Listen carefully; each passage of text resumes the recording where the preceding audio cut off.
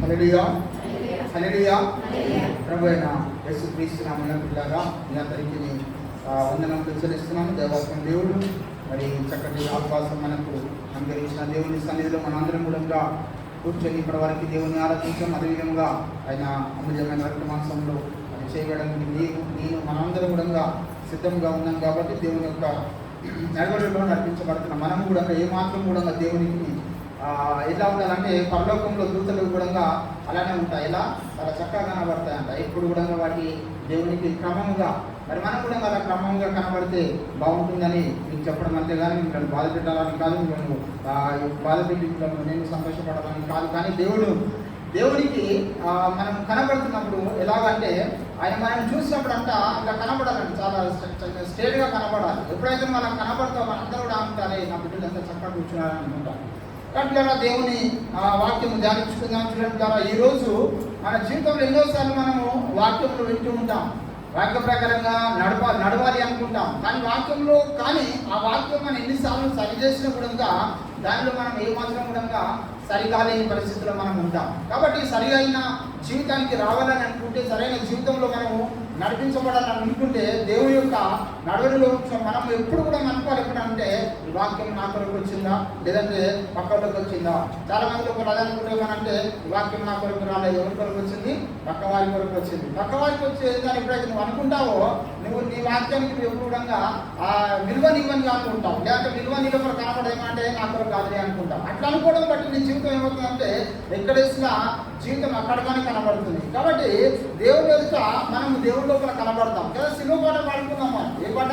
సిలువ పాట. మధ్యాహ్నం కాలంలో మహిమను కోల్పోయిన పాట పాడుకున్నాం. కాబట్టి దేవుని యొక్క వాక్యం చూస్తే 5వ వచనంలో ఎముకలో ఒక్కటి కూడా ఆయనకి ఏమైంది, విలువపడలేదంట ఆయన కదా. మనం ఈ లోకంలో అనేక విషయాల్లో కూడా ఆ దేవునికి మనం వ్యతిరేకంగా ఉంటాం. కానీ దేవుడు మాత్రము ఆయన చేసిన ప్రతి పనిలో కూడా ఏది మాత్రం ఆయన ఒక్కటి కూడా వెనుకలో విలువపడలేదు. ఆయన ఎందుకొరకు అంటే తన పక్కకున్న సిలువలో వేయబడిన ఒక కాళ్ళను కొట్టేసి అప్పటికి దొంగలను శిల వేశారు, వారి యొక్క కాళ్ళను విరగొట్టారు. కానీ యేసు యొక్క మాత్రము ఆయనలో ఏమాత్రం కూడా విరవబడలేదు. కానీ దేవుడు మాత్రం మనకి అలాంటి దేవుడు మనలోనికి ఈ యొక్క పరిశుద్ధతలోనికి ప్రవేశించడానికి కొరకంట దేవుడు మనకు ఒక చక్కటి అవకాశం ఇచ్చాడు. అది ఏంటంటే దేవుడి దగ్గర పరిశుద్ధముగా కనబడాలి. ఎలాగా? పరిశుద్ధంగా కనబడాలి. దేవుని దగ్గర ఎలా కనబడాలి? పరిశుద్ధంగా కనబడాలి. ఆ తర్వాత ఇంకెలా కనబడాలి దేవుని దగ్గర? ఆ పరిశుద్ధత కనబడిన తర్వాత దేవుడు మనకు విమోచన కలగజేశారంట. ఏంటిది? విమోచన కలగజేశారు. ఆ విమోచన ఇచ్చి ఆ విమోచనలో నుంచి దేవుడు మనల్ని బయటకు వచ్చిన తర్వాత, ఆ విమోచన అయిపోయిన తర్వాత దేవుడి యొక్క సన్నిధిలోనికి మనం నడవడానికి ప్రవేశాన్ని చేశాడు ఆయన.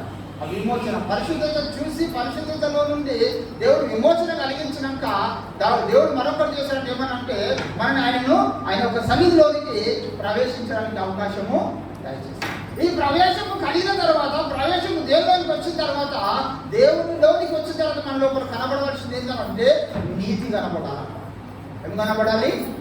నీతి కనబడాలి. ఎప్పుడు కనబడుతుంది నీతి అంటే? ఎప్పుడు నీతి కనబడుతుంది అంటే మనకు దేవుడి దగ్గర ఎప్పుడైతే మనం కరెక్ట్గా ఉంటామో అప్పుడు నీతి కనబడుతుంది. నీతి ఎప్పుడు కనబడుతుంది అంటే మనం చేసే ప్రతి విషయాల్లో కూడా దేవుడి దగ్గర మనం ఉన్నప్పుడు నీతి కనబడుతుంది. ఆ నీతి ఎప్పుడు కనబడుతుంది అంటే నేను దేవుడి దగ్గర సరిగ్గా కనబడినప్పుడే మన లోపల నీతి కనబడుతుంది. నీతి ఎప్పుడైతే నీ లోపల కనబడుతుందో ఆ నీతి అయిపోయిన తర్వాత దేవుడు మనకు విజ్ఞానము దయచేస్తాడు. ఏంటిది?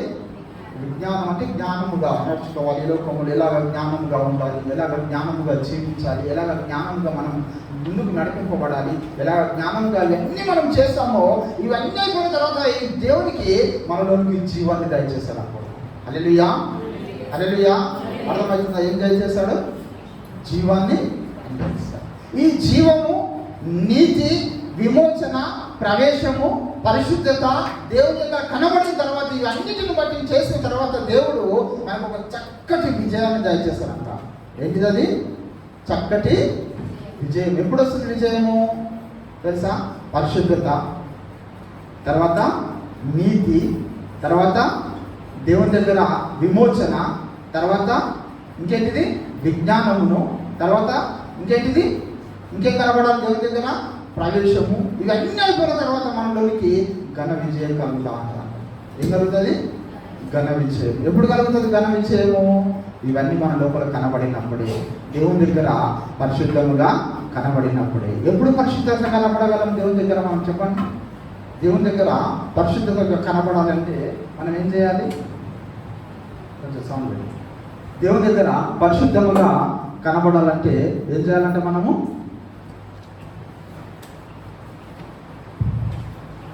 పరిశుద్ధముగా దేవుని దగ్గర కనబడాలి అని అంటే ఎలా ఉండాలి మనము? దేవుడు మోషే ఉన్న కాలంలో ఒక చక్కటి మాట ఇజ్రాయెల్ ప్రజలకు తెలియజేశారు. చూస్తారా? ఆ సంఖ్యాకాండము అనుకుంటాం, చూడండి. సంఖ్యాకాండము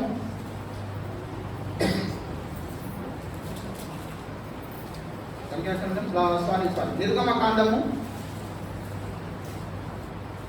19వ అధ్యాయము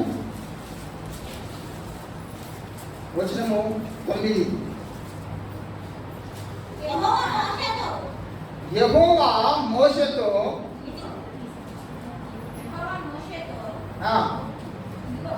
నీవు నేను నీతో మాట్లాడినప్పుడు ప్రజలు విని నిరంతరము నీ యందు నమ్మకము ఉంచినట్లు నేను అమ్మా ఎన్ని వచనం చదువుతుంది? 9వ వచనం. కారు మబ్బులలో నీ యొద్దకు వచ్చలనని చెప్పాను. మోషే ప్రజల మాటలను యెహోవాతో చెప్పగా యెహోవా మోషేతో నీవు ప్రజల యొద్దకు వెళ్ళి నేడును రేపును వారిని పరిశుద్ధపరచుము. వారు తమ బట్టలను ఉతుక్కొని 3వ నాటికి సిద్ధముగా ఉండవలెను. 3వ నాడు యెహోవా ప్రజలందరి కన్నుల ఎదుట సీనాయి పర్వతం మీదికి దిగివచ్చును. నీవు చుట్టూ ప్రజలకును వేలను ఏర్పరిచి మీరు ఈ పర్వతము ఎక్కవద్దు, దాని అంచులను ముట్టవద్దు, భద్రము సుమి. ఈ పర్వతమును ముట్టు ప్రతి వారికి మరణ శిక్ష తప్పగా విధింపబడవలెను. హల్లెలూయా, హల్లెలూయా. చూడండి, దేవుడు ఇశ్రాయేలు ప్రజలను బయటికి విడిపించిన తర్వాత ఎక్కడ నుండి? ఫరో చేతి నుండి బయటికి విడుదల కలిగింది. వీళ్ళకు విమోచన కలిగింది. వీళ్ళ లోపలికి విమోచన కలిగిన తర్వాత మోషే వెంట వాళ్ళ ప్రజలందరూ చేసే పనులన్నిటి కొరకు వాళ్ళ ఎద్దకు వెళ్ళాడంట. ఎవరి దగ్గరికి? ప్రజల దగ్గరికి వెళ్ళి వాళ్ళకి విన్నపం చేసి వాళ్ళు మోషేతో చెప్పిన మాటలు దేవుని దగ్గరికి వెళ్ళాడంట. ఎక్కడికి? పర్వతం దగ్గరికి వెళ్ళి మోషే యెహోవాతో ఇదిగో ఏమంటున్నాడు? యెహోవా మోషేతో ఇదిగో నేను నీతో మాట్లాడినప్పుడు. ఎవరితోనంట? మోషేతో దేవుడు మాట్లాడినప్పుడు. ఒక వచనం మనకు 8వ వచనం కాబట్టి మనకు అర్థమవుతుంది ఏమన్నా చూడండి. అందుకు ప్రజలందరూ యెహోవా చెప్పినదంతయు చేసినమని మేమనగా ఏకముగా ఉత్తరం ఇచ్చిరి. అప్పుడు మోషే తిరిగి వెళ్ళి ప్రజల మాటకు యెహోవాకు ఇప్పుడు ఏమన్నారంట? మోషే దగ్గరకు వచ్చారంట, అయ్యా ఏకంగా కూడి నువ్వు ఏం చెప్తావో అది మేము చేస్తాం. నువ్వు చెప్పావు మేము చేస్తాం అనగానే మోషే ఏమన్నాడు? తనకు నచ్చినట్టుగా నేను చెప్పేశాను అన్నాడా? తనకు నచ్చింది చెప్పాడా? తనకి ఇష్టం వచ్చినట్టుగా చెప్పాడా? లేదు. అయ్యా మీరు ఏ మాట అయితే చెప్పారో ఆ మాట మీరు ఎవరు చెప్పాలి? దేవుడికి చెప్పాలి. ఎవరు చెప్పాలి? దేవుడికి చెప్పాలి. కాబట్టి మోషే తిరిగి మళ్ళీ ఎక్కడ వెళ్ళినంట? యెహోవా యొద్దకు వెళ్ళిపోగానే అంటే అప్పుడు అనడం ఏమనంటే యెహోవా మోషేతో ఈ మాటలు యెహోవాకు తెలియజేసినప్పుడు యెహోవా మోషేతో ఈ విధంగా మాట్లాడంటేమని, ఇదిగో నేను నీతో మాట్లాడినప్పుడు ప్రజలు విని నిరంతరము నీ అందు నమ్మిక ఉంచినట్లు నేను కారు మబ్బులలో నీ యొద్దకు నేను వస్తాను. ఎవరి దగ్గంట? కారు మబ్బులలో నేను నీ యొద్దకు వచ్చేదనని చెప్పాను. మోషే ప్రజల మాటలను యెహోవాతో చెప్పగా ఫస్ట్ దేవుడు మాట్లాడినప్పుడు మళ్ళీ మోషే దేవుడితో చెప్పాడు ప్రజలతో. ఈ అయ్యా నీ ప్రజలు ఈ విధంగా వాళ్ళు ఏకముగా కూడి నువ్వు ఏదైతే చెప్తావో వాళ్ళ మాటకు లోపడతానంటున్నారు, వింటానంటున్నారు. వాళ్ళతో ఏం చెప్పమంటావనంటే సరే సరే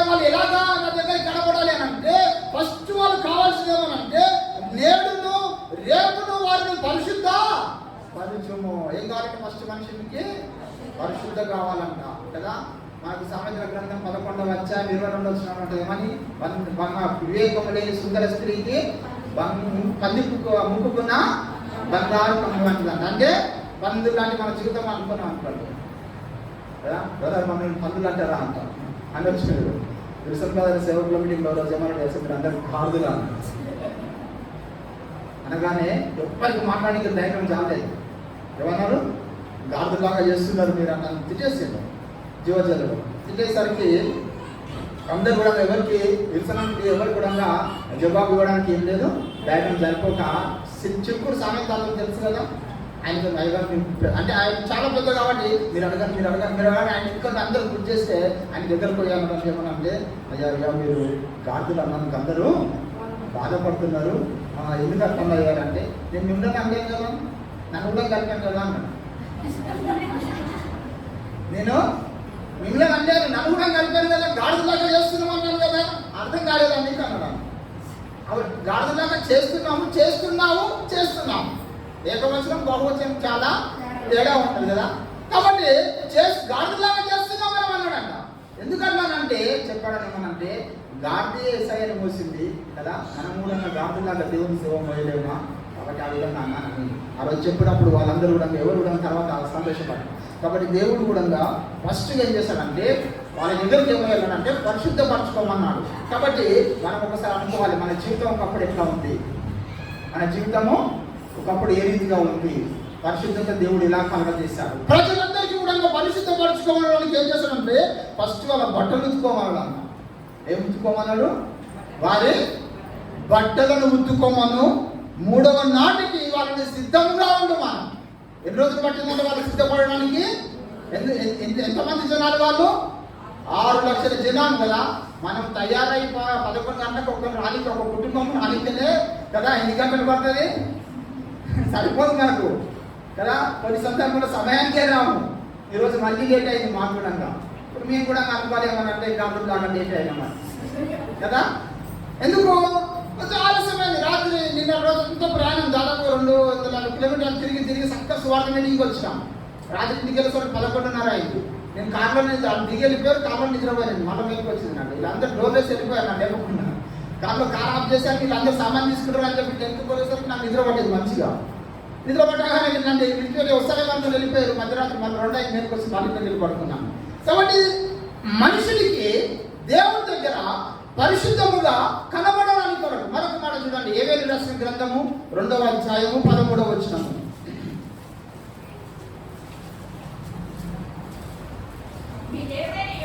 మీ దేవుడైన యెహోవా కరుణ వాత్సల్యము గలవాడును శాంతమూర్తియు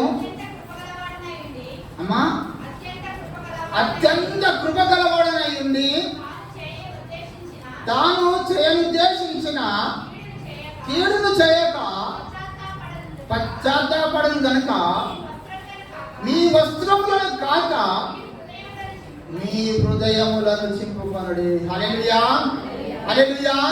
ఏం చేయాలంట? వస్త్రాలు ఉతుకుంటే కాదు, దేని ఉతుకోవాలి?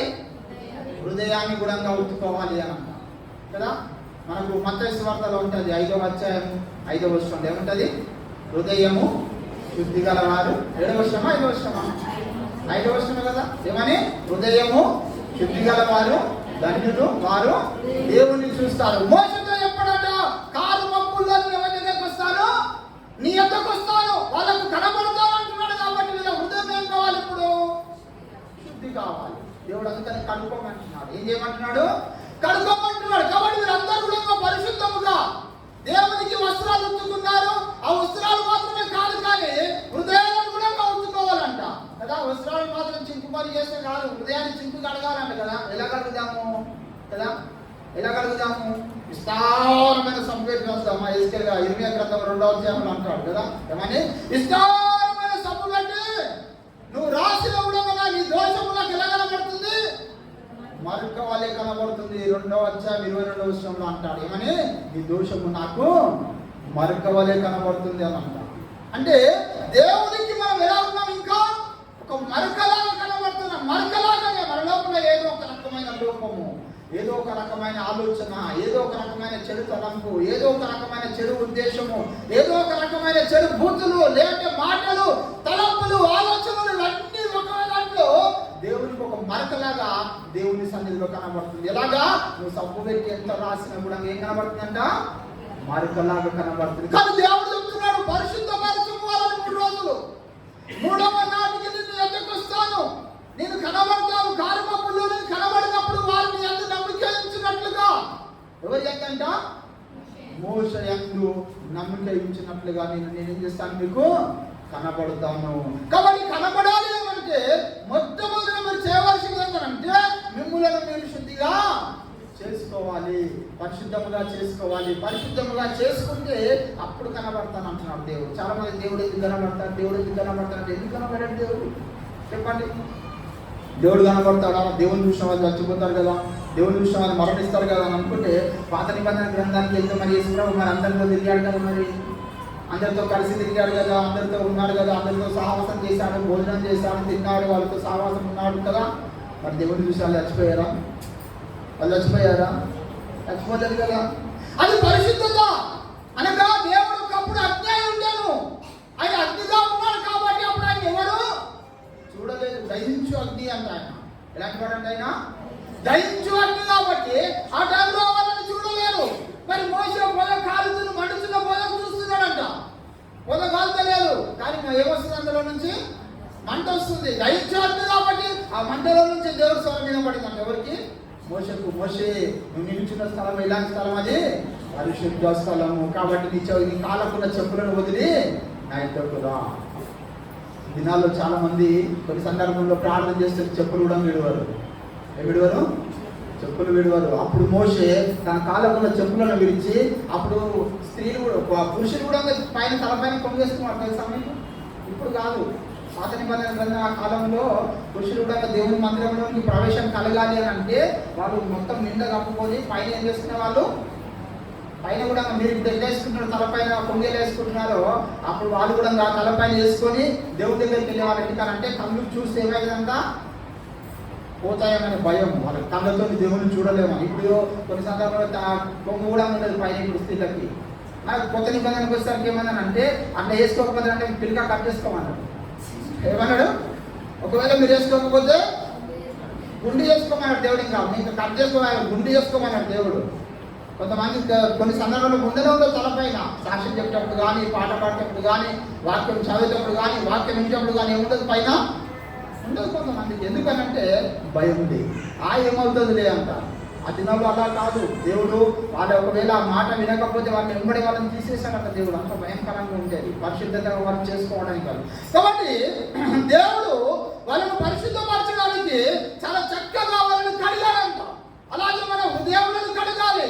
మనం ఒక వస్త్రములను ఉంచుకొని కాదు, తెల్లగా బట్టలు వేసుకున్నారని కనబడితే కాదు. ఇక్కడ దేవునికి ఏం కనబడాలి? తెల్లగా కనబడాలి, పరిశుద్ధంగా కనబడాలి. మరొక వల్ల కనబడకూడదు. దోషము మరొక వల్ల దేవునికి కనబడదు. ఒకవేళ కనబడిందా నువ్వు చేసే ప్రార్థన వ్యర్థమే. ఈ లోకంలో ఏమవుతుంది? నీ ప్రార్థన వ్యర్థమే అవుతుంది. నువ్వు ఎంత ప్రార్థించినా, నువ్వు ఎన్ని రోజులు స్తుతించినా, గంటల తరబడి ప్రార్థన చేసినా కూడా నీ ప్రార్థన ఏం కాదు, దేవుని సన్నిధికి చేర్చబడదు, దేవుని సన్నిధిలో విమోచింపబడదు, దేవుని సన్నిధిలో నడిపించబడదు. చూడండి, మరొక మాట మీకు నేను చూపిస్తాను. ఎఫెసీ రాసిన పత్రిక 1వ అధ్యాయము 2వ వచనము. మన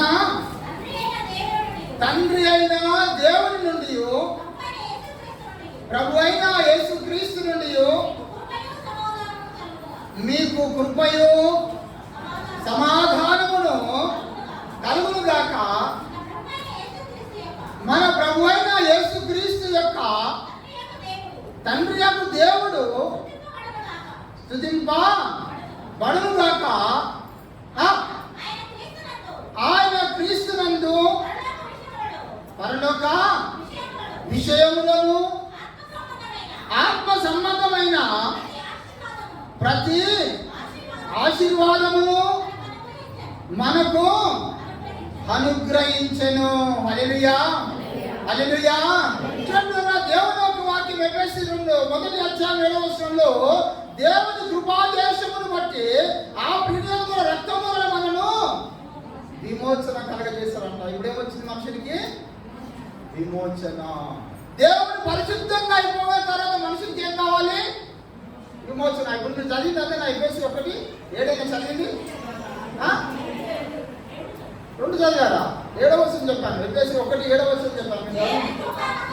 దేవుని కృపామహేశ్వరమును బట్టి ఆ ప్రియనందు ఆయన రక్తము వలన మనకు విమోచనమును అనగా మన అపరాధములను క్షమాపణ కలిగి ఉన్నది. ఏం కలిగి ఉన్నదంట? దేని వల్ల? విమోచన వలన. రెండోది ఏంటి? మనకి పరిశుద్ధ దైవానికి వచ్చేది మనుషులకి ఏం కావాలి? విమోచన కావాలి. ఆ విమోచన ఎవరిది కావాలి? దేవుని రక్తం. దేవుని యొక్క కృపాదేశమును బట్టి ఆ ప్రియనందు మన రక్తము వలన మనకు విమోచన కలుగుచున్నది. ఏం కలిగింది మనకి? విమోచన. అంటే పరిశుద్ధత ఫస్ట్. మనుషులకి ఏం కావాలి? ఫస్ట్ పరిశుద్ధత కావాలి. పరిశుద్ధత ఎలా కనబడాలి చెప్పండి కదా? పరిశుద్ధత ఎలా కనబడాలి? పరిశుద్ధత అయిపోయినాక ఏం వస్తుంది? మనుషులకి విమోచన వస్తుంది. విమోచన ఎలా కలుగుతుంది మనుషులకి? పరిశుద్ధత అయిపోయింది అనుకోండి, మనుషులకి విమోచన అంటే విడుదల, విమోచన కలుగుతుంది మనుషులకి. ఎలా కలిగింది విడుదల? యేసు రక్తం వలన. సరే, నాకు విడుదల కలిగింది, ఎలా దాన్ని చూపించుకోవాలి? నేను నాకు దేవుడి నుండి ఏం కలిగింది? విమోచించబడ్డాను. ఏమిట్లో నుంచి? పాపముల నుండి పరిశుద్ధత వచ్చింది. పరిశుద్ధత అయిపోయాక పరిశుద్ధత వచ్చిన తర్వాత ఏమొచ్చింది? విమోచన వచ్చింది. ఆ విమోచన నేను కనబరచాలి, దేవుడి దగ్గర చూపించుకోవాలి కదా? ఏం చూపించుకోవాలి? దేవుడి దగ్గర చూపించుకోవాలి. ఎలాగా?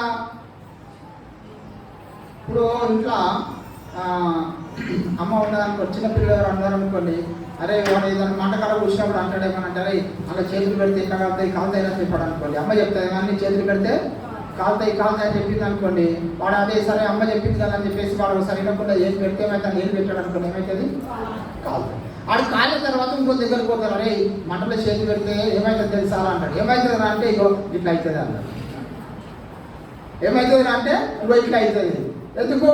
వీరికి అయింది కాబట్టి. కాబట్టి మనుషులు మన మూలంగా ఒక విమోచన కలిగిందని ఎలా చూపించగలం? ఇప్పుడు వాడు చెప్తాడు, అరే మంటలో చేయబడితే కాలుతుంది అనుకోండి, ఎట్లా కాలుతుంది? రెడీ ఇట్లా కాలుతుంది అంటాడు. వానికి ఏమైంది? కాలింది. చూపించాడు వాడు, విమోచన కలిగింది. వానికి ఏమొచ్చింది? విమోచన వచ్చింది. మరి మనకి ఎలాగా? ఎలా చూపించగలం దేవునికి బయటికి?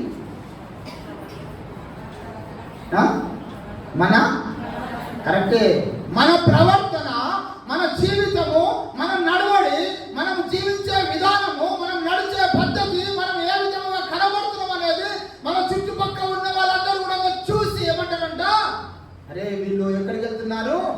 గుడికి వెళ్తున్నారు, మందిరానికి వెళ్తున్నారు. కాబట్టి వీళ్ళు ఒకప్పుడు ఏమున్నారు?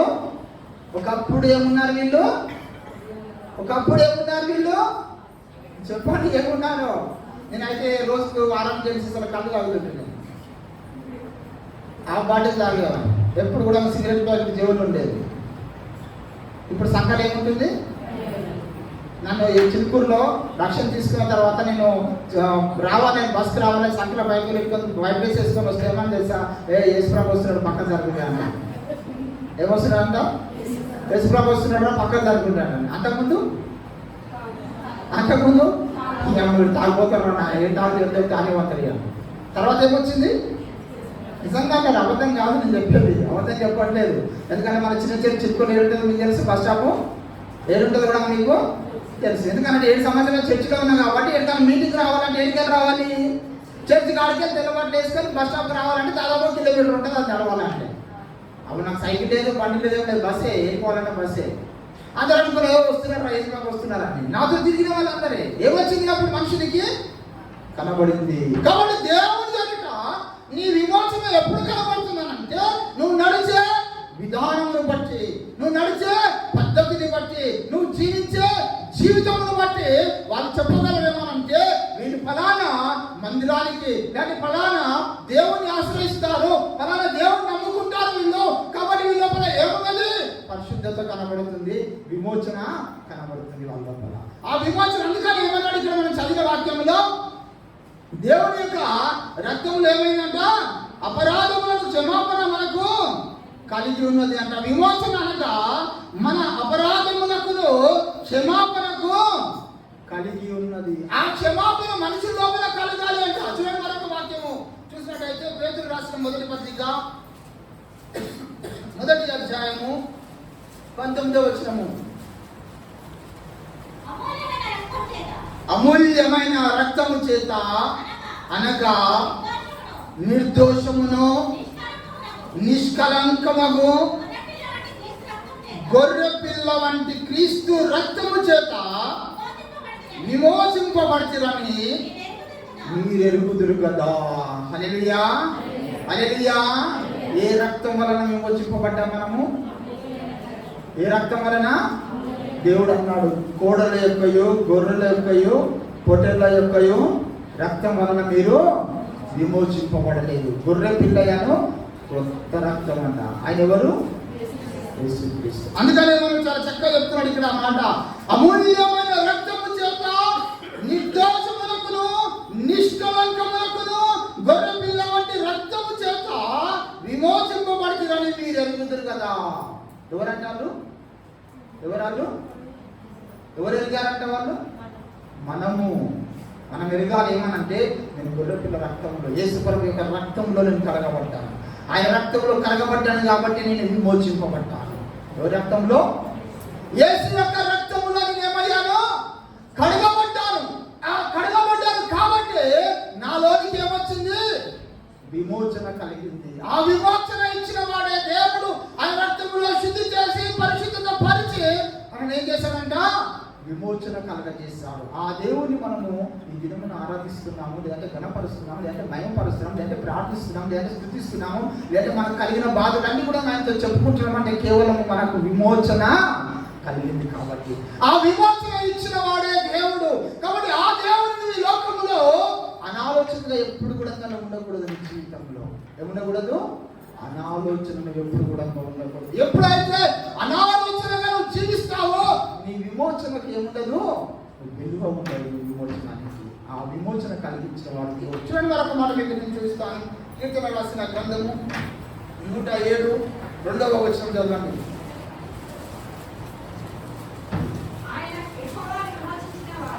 యెహోవా విమోచించిన వారు ఆ మాట పలుకుదురు గాక, విరోధుల చేతిలో నుండి ఆయన విమోచించిన వారు. చాలు ఏంటిదంట? యెహోవా విమోచించిన వారు ఆ మాట. ఏ మాట పలుకుతారంట? విమోచింపబడిన వారు చెప్పండి. నా దేవుడు గొప్పవాడని చెప్పుకోగలుగుతావు.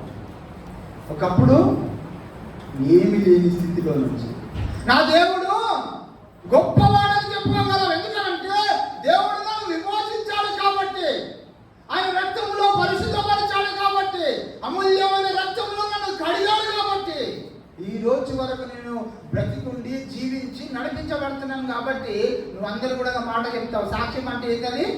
మాట. రాత్రి సువార్త మీటింగ్లో ఒక్కరు కూడా లేవలేదు సాక్ష్యం అంటే. శుక్రవారం ఇద్దరు చెప్పారు. ఆ ఇద్దరు చెప్పిన వాళ్ళు ఈరోజు శుక్రవారం ఒక్కరు, శనివారం ఒక్కరు చెప్పినట్టు ఎంత బాగుండేది కదా. రాత్రి ఒక్కరు వేస్తారు ఆ సువార్త మీటింగ్లో సాక్ష్యం అనగానే ఎవరు లేవలేదు. ఆ మాట పలుకుతారు విమోచింపబడిన వారు. ఏమని? నేను క్రీస్తు రక్తంలో విమోచించబడ్డాను, కడగబడ్డాను, దేవుడు నన్ను పరిశుద్ధపరిచాడు. ఒకప్పుడు నా జీవితం, నా బ్రతుకు ఇలా జీవితంలో నుంచి దేవుడు నన్ను ఏం చేశాడు? నాకు విమోచన దయచేసి నన్ను ఏం చేశాడు? ఈ రోజు ఈ స్థాయిలో నిలబెట్టాడని చెప్తావు సాక్ష్యం.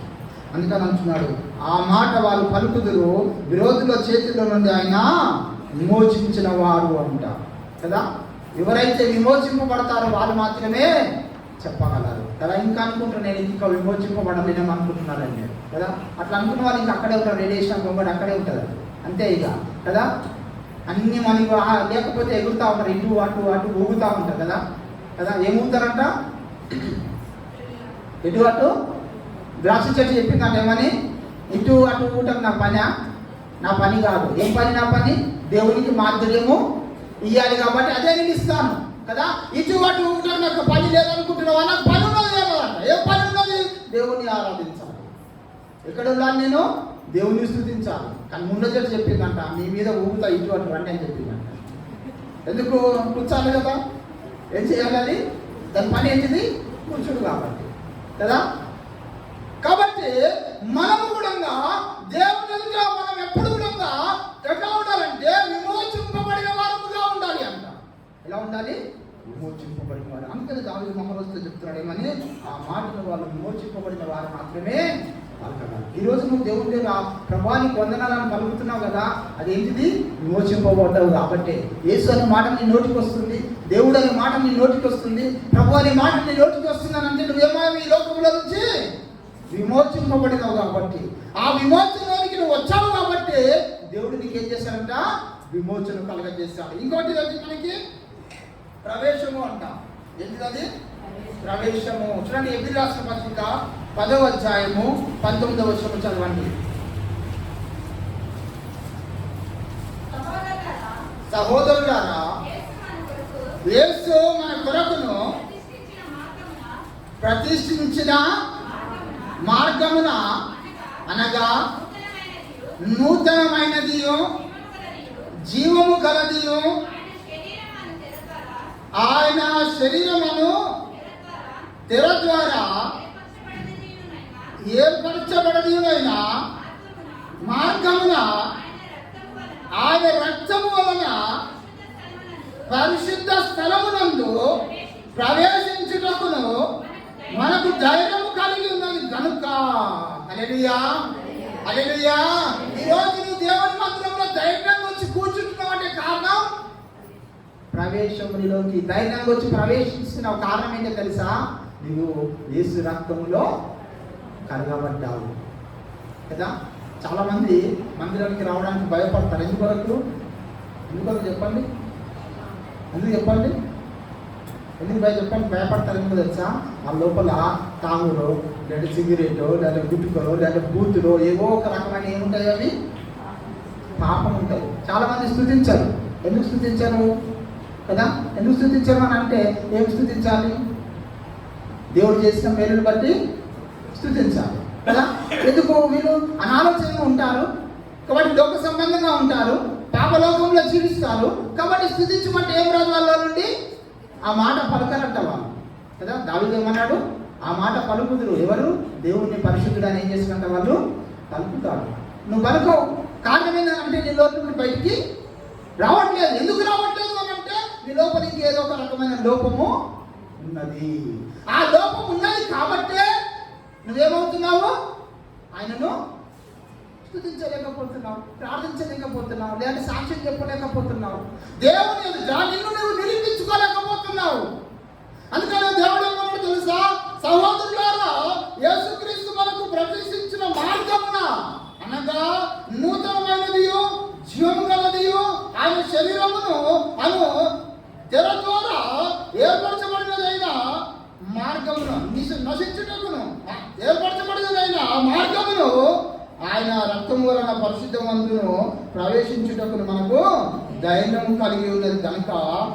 ఇంకా మనడు దేవుని ఇంటి పైన మనకు గొప్ప యాజకుడై ఉన్నాడు కనుక. ఇంకేమున్నామంట? దేవుని ఇంటి పైన అంట. నీ ఇంటి పైన కాదు. నువ్వు దేవప్రభా ఇప్పుడు నా ఇంటి పైననే ఉండు. దాని యోగు కంట ఇంటి చుట్టూ ఏముందంట? కంచె వేశాడంట దేవుడు. ఏం వేశాడు?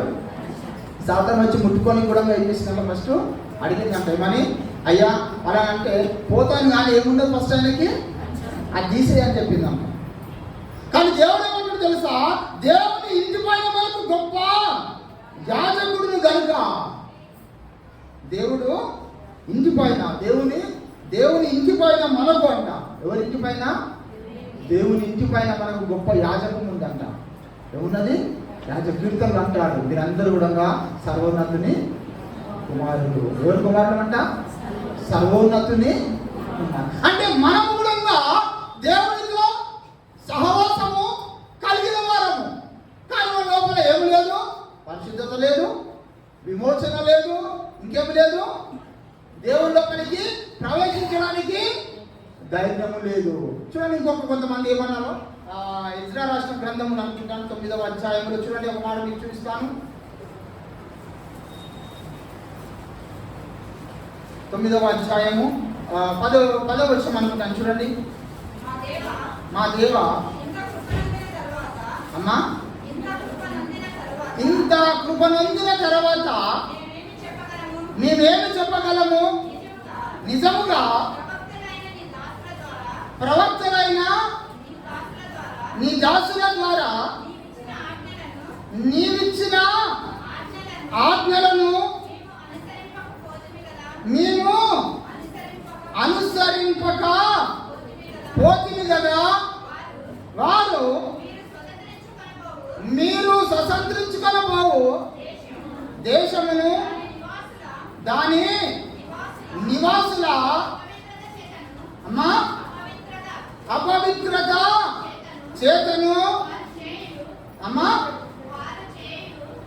వారి చేయు అసహ్యమైన వాటి చేతను అపవిత్రమాయను. హల్లెలూయా, హల్లెలూయా. ఏమంటున్నాడు? మా దేవ, ఇంత కృప పొందిన తర్వాత మేమేమి చెప్పగలము?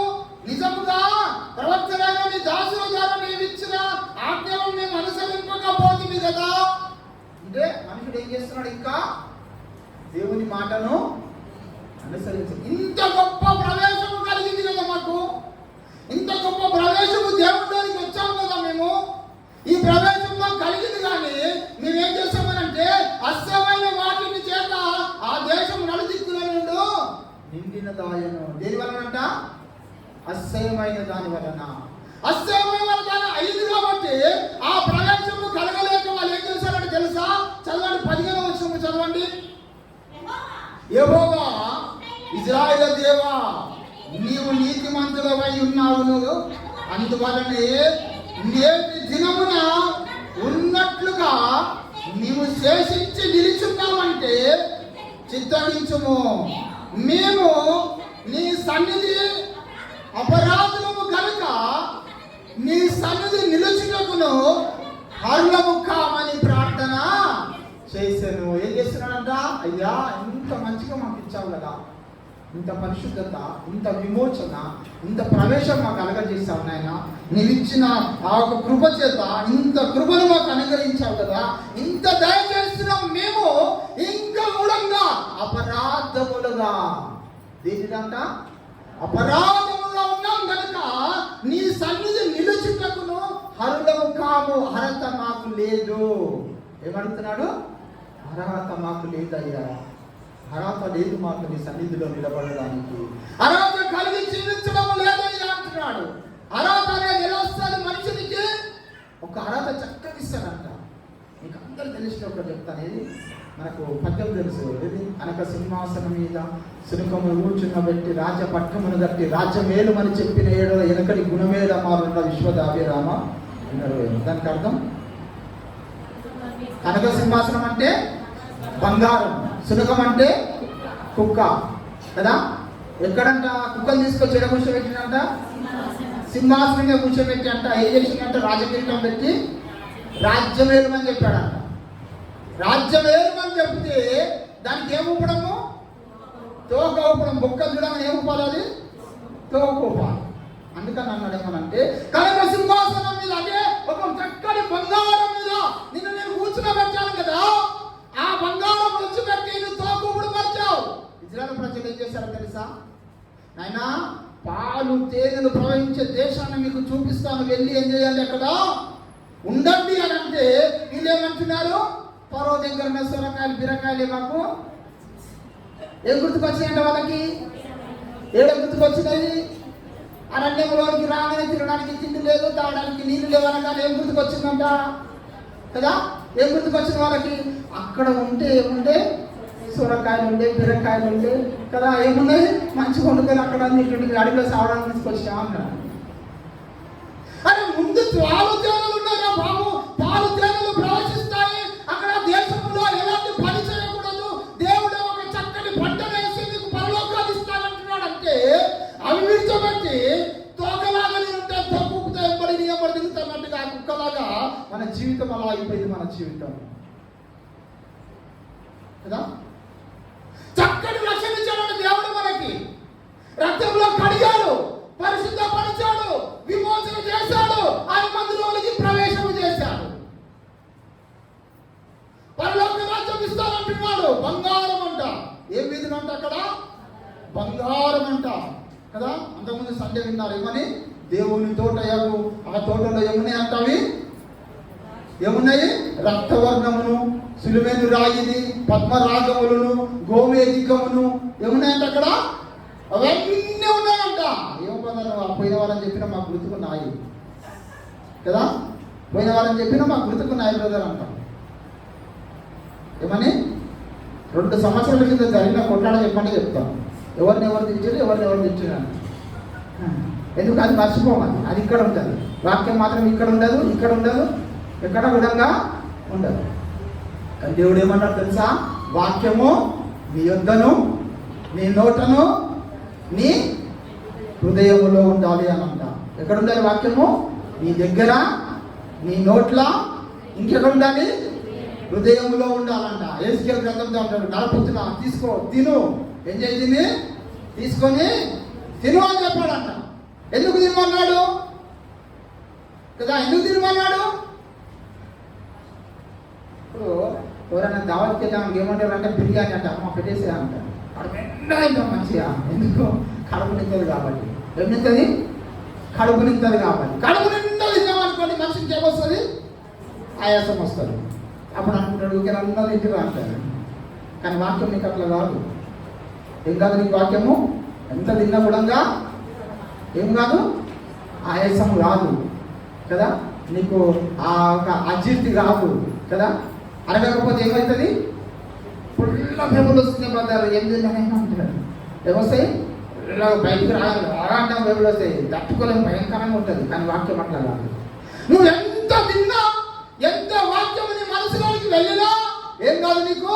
నీ నోటికి మధురముగా నువ్వు తేనెవలి ఉంటుంది అంటారు. ఎలా ఉంటుంది అంటది? నీ నోటికి తేనెవలే మధురముగా నుండి. దేవుని వాక్యం నువ్వు ఎంత తినేవని మధురముగానే ఉంటుంది. కాబట్టి దేవుని పిల్లలు చాలా చక్కటి ఇచ్చాడంట ఆయన, మన పరిశుద్ధపరిచాడంట ఆయన. కానీ మనం ఏమంటున్నాము? అయ్యా మేము రావడానికి మాకు అర్హత లేదయ్యా కదా. ఎదురు అదే అంటున్నాడు కదా. ఏమని? అయ్యా మేము నీ సన్నిధి నిలబడడానికి మాకేమి లేదు, అరులము కాము. ఎందుకు అరులు కారు? ఎందుకు అరులు కారు? వాళ్ళ ఇంకా పరిశుద్ధత లేదు, వాళ్ళ ఇంకా విమోచన లేదు, వాళ్ళ ఇంకా ప్రవేశము లేదు. దేవుడు చాలా చక్కగా చెప్పాడు, 3వ నాడికి నేను కనబడతాను, వాళ్ళ బట్టలు ఉతుకోమను, వాళ్ళను ఉతుకోమను.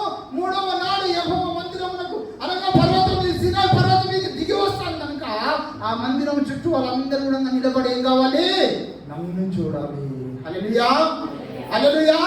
దేవుని చూడమంటే వీళ్ళేమో ఆ పర్వతం దగ్గర ఉన్న సొరకాలు బిరకాలు అవే బాగుంటే కదా అనుకున్నారు వాళ్ళు కదా. మన జీవితం కూడా అంతే. రక్షణ తీసుకోకపోతే మంచిగా ఉండేది. రక్షణ తీసుకున్నాను, ఆ శుక్రవారం ఫాస్టింగ్ ఉండాలి, ఆదివారం గుడికి పోవాలి, రోజు బల్ల తీసుకోవాలి, పొద్దున్న లేస్తే ప్రార్థన చేయాలి, పడుకుంటే ప్రార్థన చేయాలి, తింటే ప్రార్థన చేయాలి, నడిచిన ప్రార్థన చేయాలి. ఇది ఎక్కడ తరకాయ నొప్పిలో పాప అనుకుంటున్నాం కదా. ఏమనుకుంటారు? కొంతమంది అనుకుంటారు వేగ్రాబాబు పొద్దున్న లేవగానే ప్రార్థన చేయమంటారు, పడుకుంటేప్పుడు ప్రార్థన చేయమంటారు, తింటేప్పుడు ప్రార్థన చేయమంటారు, అన్నము లేచిన కూర్చున్న ప్రార్థన, లేచిన ప్రార్థన అంటారు అంటారు. కానీ అందులో ఎంత విలువ ఉంటుందో తెలుసా? ఆ ప్రార్థనలో ఎంత ఆశీర్వాదం ఉంటుందో నీకు తెలుసా? ఈరోజు నువ్వు ఈ స్థితిలో మనం ఉన్నామంటే మామూలు విషయం కాదు. దేవుడు ఊరికెళ్ళి మనల్ని ఈరోజు చక్కటి విమోచన కలిగించి మనం నిలబెట్టలేదు. దేవుడు నువ్వు నేను అనుకుంటున్నావు చేయమనంటే ఏముందిలే, ఏం కాదులే అనుకుంటా అందరిలాగా మనం అనుకుంటాం. కానీ అందరిలో నుండి దేవుడిని ఏం చేశాడు? ప్రత్యేకపరిచాడు. హల్లెలూయా, హల్లెలూయా. స్వరూపమైనను సుగసునైనను లేక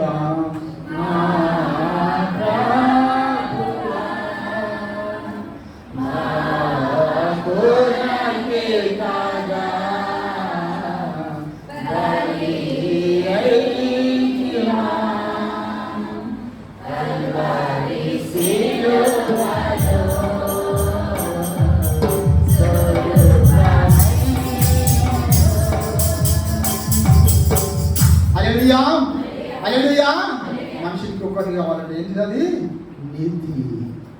ఏం కావాలి?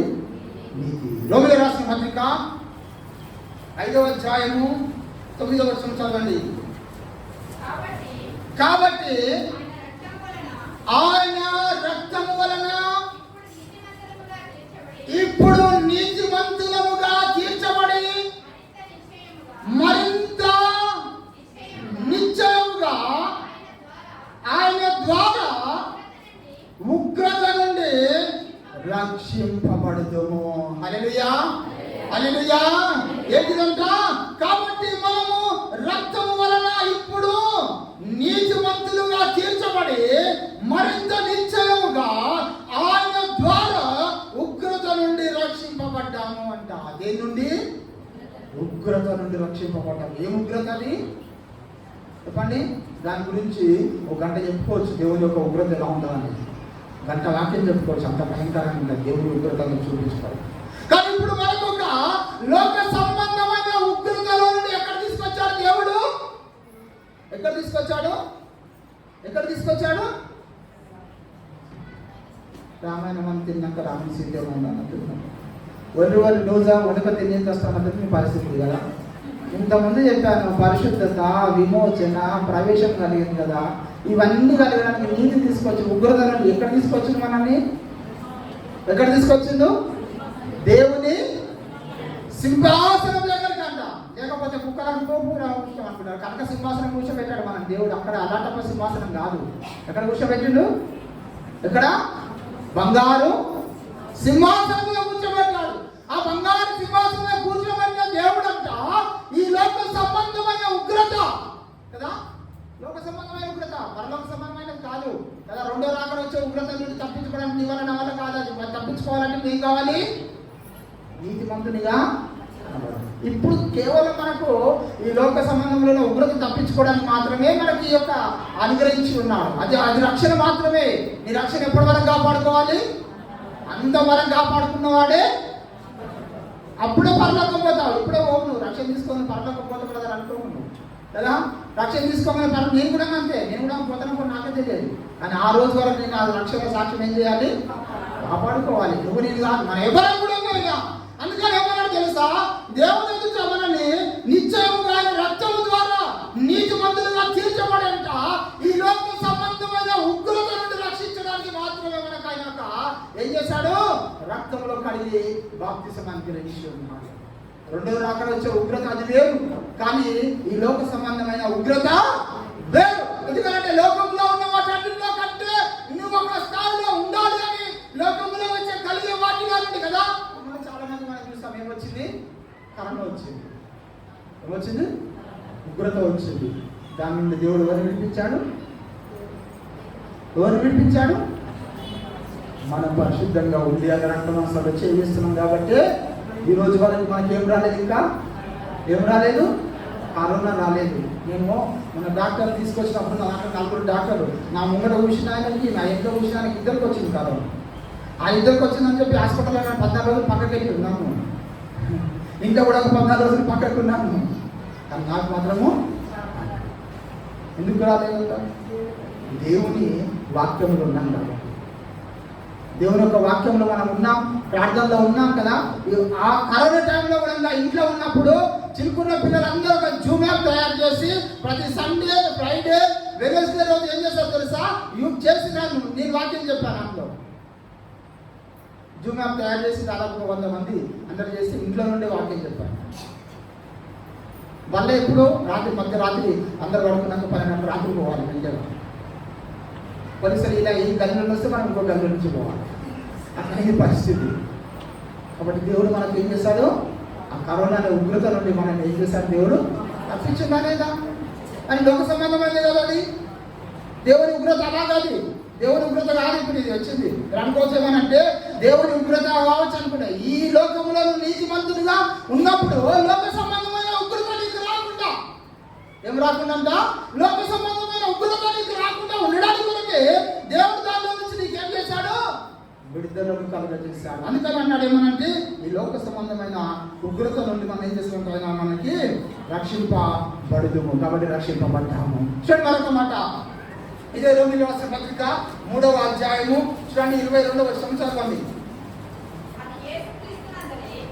అమ్మా, అది యేసుక్రీస్తునందలి విశ్వాస మూలముదైన నమ్ము వారందరికి కలుగు దేవుని నీతి అయి ఉన్నది. హల్లెలూయా, హల్లెలూయా. ఏమున్నదంట? నమ్ము వారందరికీ. ఇంకా చాలా మంది నమ్మట్లేదు, ఇంకా కూడా చాలా మంది నమ్మట్లేదు. రక్షణ తీసుకున్నాం కేవలం అంతే కదా. ఏమున్నది? దాని నమ్మకము లేదు. అందుకని దేవుడు అన్నాడు, అయ్యా నా యొక్క కుమారుడు సావడై ఉన్నాడు ప్రభువా, నన్ను ఏం చేయమని అంటే, నమ్ముట నీ వల్ల అయితే నమ్మువానికి సమస్తము సాధ్యమని. కానీ ఆ కింద ఒక మాట ఉంటుంది, ఏం తెలుసా? అయ్యా నాకు అపనమ్మకం ఉండకున్నట్లుగా నాకు సహాయము. ఏముండకున్నట్లుగా? మనుషులకి ఏముంటుంది? ఈ అపనమ్మకం ఉంటుంది. కాబట్టి మనము చేసే ప్రార్థన కానీ ఏముండదు దేవుని దగ్గర. ఏముండదు? దేవునికి కనబడదు. అవుతుందో కాదు, జరుగుతుందో జరగదో, నిజమో అబద్ధమో కదా కదా. ఏమవుతుంది? మనుషుడు అన్నాడు, దేవుడు అన్నాడు, ఆవగించంత విశ్వాసం ఉంటే కొండను తీసి సముద్రంలో పడవేయచ్చు అంట. ఇంతకుముందు కూడా చెప్పాను అనుకుంటాను కదా. ఒక అమ్మాయి చక్కటి ఇల్లు కట్టిందంట. చాలా మంది వింటాం, అప్పుడప్పుడు వింటా ఉన్నా. ఇల్లు కట్టుకుని మంచిగానే బాగానే ఉంది. ఆ నమ్మకం గురించి చెప్తున్నా. ఆవగింజాన్ని కింద పడేసి కనబడుతుందా? ఆవాలంటే అంటే జీలకర్ర ఆవాలంటే ఇంట్లో వేస్తే కింద పడే కనబడతాయా? ఎందుకు కనబడదు? అంత సన్నగా ఉంటుంది కాబట్టి. అనుకుందంట, అంత విశ్వాసం ఉంటే చాలు. దేవుడు ఏం చేస్తాడు? ఈ యొక్క కొండ తీసి సముద్రంలో పడేస్తాడు కదా అనుకొని వెళ్ళి ప్రాణం చేశాడు. డోర్ పెట్టుకొని గంటలు ప్రాణం చేసి చేసి చేసి చేసి బయటకు వచ్చి డోర్ ఇలా తీసిందంట. నేను ముందే అనుకున్నా ఇది పోదాం కానీ. ఏమనుకుందంట కదా? ముందే అనుకున్నా ఏమని, ఇది పోదు అంట. నువ్వు చేయడం ఎందుకు అలాంటప్పుడు? ప్రార్థన విజ్ఞాపన ఎందుకు చేయడము? దేవుని దగ్గర మొరగొట్టడం ఎందుకు? రాత్రి పగలు ఉపవాసం ఉండడం ఎందుకు? నీ అపవాదము కలిగి ఉన్నప్పుడు నువ్వు ఎందుకు ప్రార్థన చేయడం ఎందుకు? ఏం చేయకుండా హాయిగా తిని పడుకో, మంచిగా ఏం కాదు. తిని పడుకో అంటే నాకు ఇంకోటి గుర్తుకొచ్చిందేమని అంటే, మనుషుడు కొరకు కడుపు కొరకు మనుషుడు అని ఉన్నాడు. ఏమని వాక్యంలో ఏముంది? మనిషిని కొరకు కడుపు కొరకు మనుషుడా కదా. మీరు అడిగేదాన్ని కూడా తిక్కమక్కడే అనుకుంటున్నారా? వాక్యంలో ఉన్నది, మనిషి కొరకు కడుపు పెట్టానా, కడుపు కొరకు మనిషిని పెట్టానా అని అడిగారు దేవుడు. దేని కొరకు? దేనిది? అందరికి కడుపు ఉంది కదా, తినే కడుపు అందరికి ఉన్నది కదా. కడుపు అందరికి ఉందా? అందరికి ఉన్నది కదా. కోటి ఇద్దరైనా కూటి కొరకే అంటారు కదా. కోటి ఇద్దరు పడ్డా కూడా వాడు దేని కొరకంట?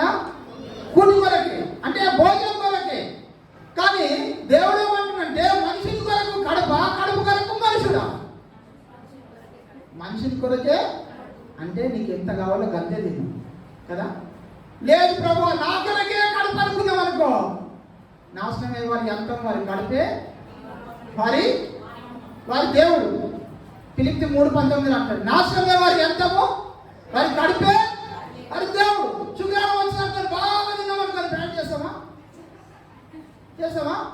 చెయ్యం. ఎందుకు? ఏమొస్తుంది? నిద్ర వస్తుంది. కడుపు నుండి తింటే ఏమొస్తుంది?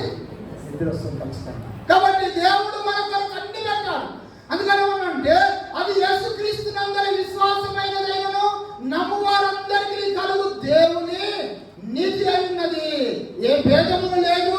అందరూ పాపము చేసి దేవుడు అనుగ్రహించు మహిమను పొందలేకపోతున్నారు. ఈ లోకంలో అందరూ కూడా దేవుని మహిమ పొందుకోవడానికి చాలా అడ్డుపడుతున్నారు, కానీ ఆ మహిమను పొందుకోలేని వారుగా ఉంటున్నారు. కారణం ఎందుకంటే, ఇంకా కూడా నీతిమంతులోనికి మనము జీవరాలేకపోతే, నీతిమంతులు నడిపించబడలేకపోతాం, నీతిమంతులుగా జీవించలేకపోతాం కదా. ఒకటి ఇంకొక మాట చూడండి. ఇంకొకటి ఏంటిది? ఎఫెసీ రాష్ట్ర పత్రికలు అనుకుంటాం చూడండి, 3:18 చూడండి.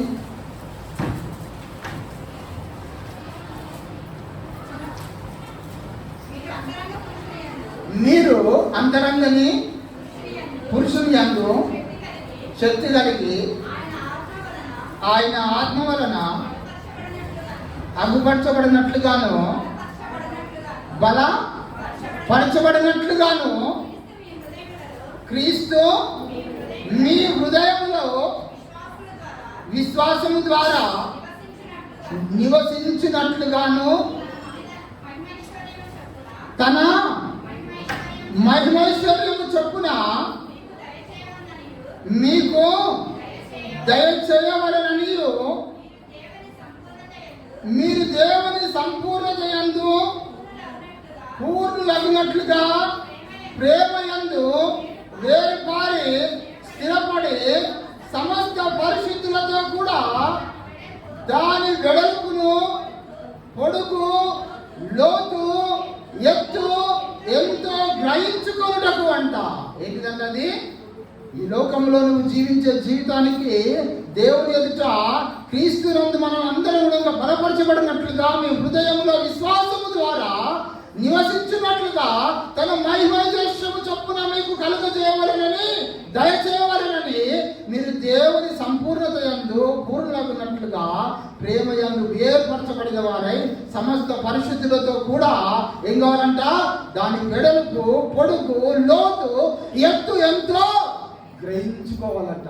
పొడుగు ఎంత, లోతు ఎంత, వెడల్పు ఎంత, ఎత్తు అంతా కూడా ఏం చేయాలంటే మనము గ్రహించుకోవాలి. కాబట్టి మనం కూడా నేను ఎందుకు ఒక లైవ్ అన్నానంటే మనం కూర్చున్నప్పుడు అనుకోవాలనంటే నాకు ఎంత వెడల్పు ఉన్నది కదా, నేను చేసే ప్రార్థనకు నాకు దేవునికి ఎంత దూరం ఉన్నది, లేకపోతే నేను కూర్చున్నప్పుడు దేవునికి ఎలాగ కనబడుతున్నాను, లేకపోతే దేవునికి ఎలాగా ఎంత లోతుగా కనబడుతున్నాను, ఎంత ఎత్తుగా కనబడుతున్నాను, ఎంత పక్కకు కనబడుతున్నాను, ఎంత దేవునికి ఎలా కనబడుతున్నాను అనేది మనల్ని మనం ఏం చేయాలంటే దేవునికి కనబరుచుకోవాలంట. మనల్ని మనమే కనబరుచుకోవాలి. ఎవరో వచ్చి మనం కనబరచడం కాదు, మనకు మనమే కనబరుచుకున్నప్పుడు దేవుని పరిశుద్ధముగా కనబడతాం. ఆ పరిశుద్ధంగా అన్ని అయిపోయిన తర్వాత మనము నీతిలోనికి మనము దిగజార్చబడతాం. కాబట్టి నీతి అలాగనే రాదు. చూడండి, మరొక మాట మీకు నేను చూపిస్తాను. ఎబ్రీ రాష్ట్ర పత్రిక 13:20 చదవండి. ఎబ్రీ 13:20. గొర్రెల గొప్ప కాపరి అయిన యేసు అను మన ప్రభువును నిత్యమైన నిబంధన సంబంధముకు రక్తమును బట్టి మృతుల నుండి లేపిన సమాధానకర్తయగు దేవుడు యేసు క్రీస్తు ద్వారా తన దృష్టికి అనుకూలమైన దానిని మనలో జరిగించుచు ఏమొచ్చేసింది దేవుడు ఇంకా కదా. ఇక్కడ ఏముంది? సమాధానము. ఏం కావాలంటే మనుషునికి సమాధానం. ఒక మనుషునికి పరిశుద్ధత తర్వాత ఏంటిది? పరిశుద్ధత తర్వాత ఏం తెలిసింది? విమోచన, తర్వాత ప్రవేశము, తర్వాత నీతి, తర్వాత సమాధానం. ఎప్పుడు వస్తుంది మనుషునికి సమాధానము కదా? పరిశుద్ధత ఉన్నప్పుడు, నీతిగా ఉన్నప్పుడు, దేవుల్లో ప్రవేశించినప్పుడు, ఇంకా ఆయన ఎదుట పరిశుద్ధముగా కనబడినప్పుడు, దేవుడి నుంచి అన్ని కలిగినప్పుడు నీలోకి ఏమొస్తాయంట? సమాధానం. దేవుడు అంటాడు, సమాధానకర్తయ్య దేవుడు నీకు తోడయ్యాడు. ఎవరి మనసు నీ మీద ఆనుకొనునో వారిని పూర్ణ శాంతి గల వాడిగా నేను చేసింది. అంటే దేవుని ఎదుట నువ్వు సమాధానంగా ఉండాలి అంట. ఆ సమాధానం కావాలి అంటే గొర్రెల గొప్ప కాపరి అయిన యేసు అను మన ప్రభు నిమిత్తమైన నిత్యమైన నిబంధనలు సంబంధము రక్తమును బట్టి మృత్యులో నుండి లేపిన సమాధానకర్తయగు దేవుడు యేసు క్రీస్తు ద్వారా తన దృష్టికి అనుకూలమైనదని మనలో జరిగించుచు ప్రతి మంచి విషయములో ఆయన మనకి ఏం చేశాడంట? జీవమును కలుగజేసి ఉన్నాడు, సమాధానాన్ని కలుగజేసి ఉన్నాడు. ఈ సమాధానం అనేది మనిషి లోపల చాలా తక్కువగా ఉంటుంది. ఎప్పుడు చూసినా కూడా ఏదో ఒక రకమైన బాధ కలుగుతాడు మనుషులు. ఏదో ఒకటి తక్కువగా ఉంటుంది మనిషి లోపల సమాధానం ఉంటుంది. తినడానికో, ఉండడానికో, కట్టుకోవడానికో, డబ్బులు లేకనో, ఇంకేదో లేక, ఇవన్నీ లేక మనిషి లోపల ఏముండదు? సమాధానం ఉండదు. నెల రాగానే ఇంటిని కట్టాలి, నెల రాగానే ఇల్లు కిరాయిలు కట్టాలి, నెల రాగానే ఆ అప్పు కట్టాలి, లేదంటే ఈ అప్పు కట్టాలి. మనిషి లోపల ఏమొస్తుంది? అసమాధానం వచ్చేస్తుంది మనిషి లోపల. ఆ సమాధానం రాగానే మనుషుల లోపల వచ్చేది ఫస్ట్ కోపము. ఆ కోపం ఇంట్లో అంతా తీసేస్తాం. ఏం చేస్తాము? ఇంట్లో కోపం అంతా తీసేసి ఇంట్లో అంతా అరిచి అరిచి అన్ని గోడ పెట్టేసి చివరికి మనకే సమాధానం లేకుండా చేసుకుంటాం. మన పక్క వాళ్ళకి సమాధానం లేకుండా చేస్తాము, మనకు సమాధానం లేకుండా చేసుకుంటాం. ఏదో ఒక రకమైన మనుషుల లోపల ఏమైందంట, పట్టి పీడిస్తూ ఉంటుందంట. అది సమాధానం లేక ఏదో ఒక రకమైనది, ఏదో ఒక రకముగా మనుషుల లోపల ఏముండదు, సమాధానం ఉండదు. కానీ దేవుడు ఏమంటే తెలుసా, ఆయన మనకు సమాధానాన్ని ఇస్తానని. ఏమది? ఏమన్నాడు? నిత్యమైన నిబంధన సంబంధము రక్తమును బట్టి మృతుల నుండి లేపిన సమాధానకర్తలు దేవుడు యేసుక్రీస్తు ద్వారా మన దృష్టికి అనుకూలమైనదని మనలో జరిగించుచు ప్రతి మంచి విషయములో తన చిత్త ప్రకారం చేయటమును మిమ్మల్ని సిద్ధపరచును గాక. యేసుక్రీస్తు యుగ యుగములకు మహిమ కలుగును గాక. ఆమేన్. అంటే ఇవన్నీ మనుషుల లోపలికి సమాధానం కలుగజేస్తున్నాడు. ఆ సమాధానం కలుగజేసి అన్ని మనుషుల లోపలికి వస్తే మనుషుల లోపల ఏం కావాలంట? ఏం కావాలి తెలుసా? జీవము కావాలి. ఇవన్నీ ఉండాలంటే ఏముండాలి? మనుషుల లోపల జీవం ఉండాలి. ఏ జీవం అది? ఏ జీవం ఉండాలి? అది చెప్పండి. ఏ జీవం ఉండాలి? యోహాను సువార్త 6వ అధ్యాయం, యోహాను సువార్త 6వ అధ్యాయము 52వ వచనం నుండి చదవండి. యూదులు ఈయన శరీరమును ఒక్క నిమిషం 48వ వచనం నుంచి చదువుతారా? 47 నుంచి. విశ్వసించువాడే నిత్య జీవం గలవాడు, జీవాహారము నేనే. మీ పితరులు అరణ్యములో మన్నను తినను చనిపోయింది, దీనిని తినివాడు చావకుండునట్లు పరలోకము నుండి దిగి వచ్చిన ఆహారము ఇదే. పరలోకము నుండి దిగి వచ్చిన జీవాహారమును నేనే. ఎవడైనను ఈ ఆహారము భుజించితే వాడెల్లప్పుడూ జీవించును, మరియు నీనిచ్చు ఆహారము లోకమునకును జీవము కొరకైన నా శరీరమని మీతో నిశ్చయముగా చెప్పుచున్నాను నేను. హల్లెలూయా, హల్లెలూయా. ఏంటిదనంట? జీవాహారము నేనే. కాబట్టి మనిషి లోపలికి ఏం కావాలంట?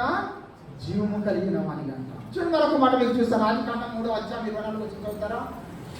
ఆదికాండం 3:24, 3వ అధ్యాయం 24 వచ్చిన అమ్మా.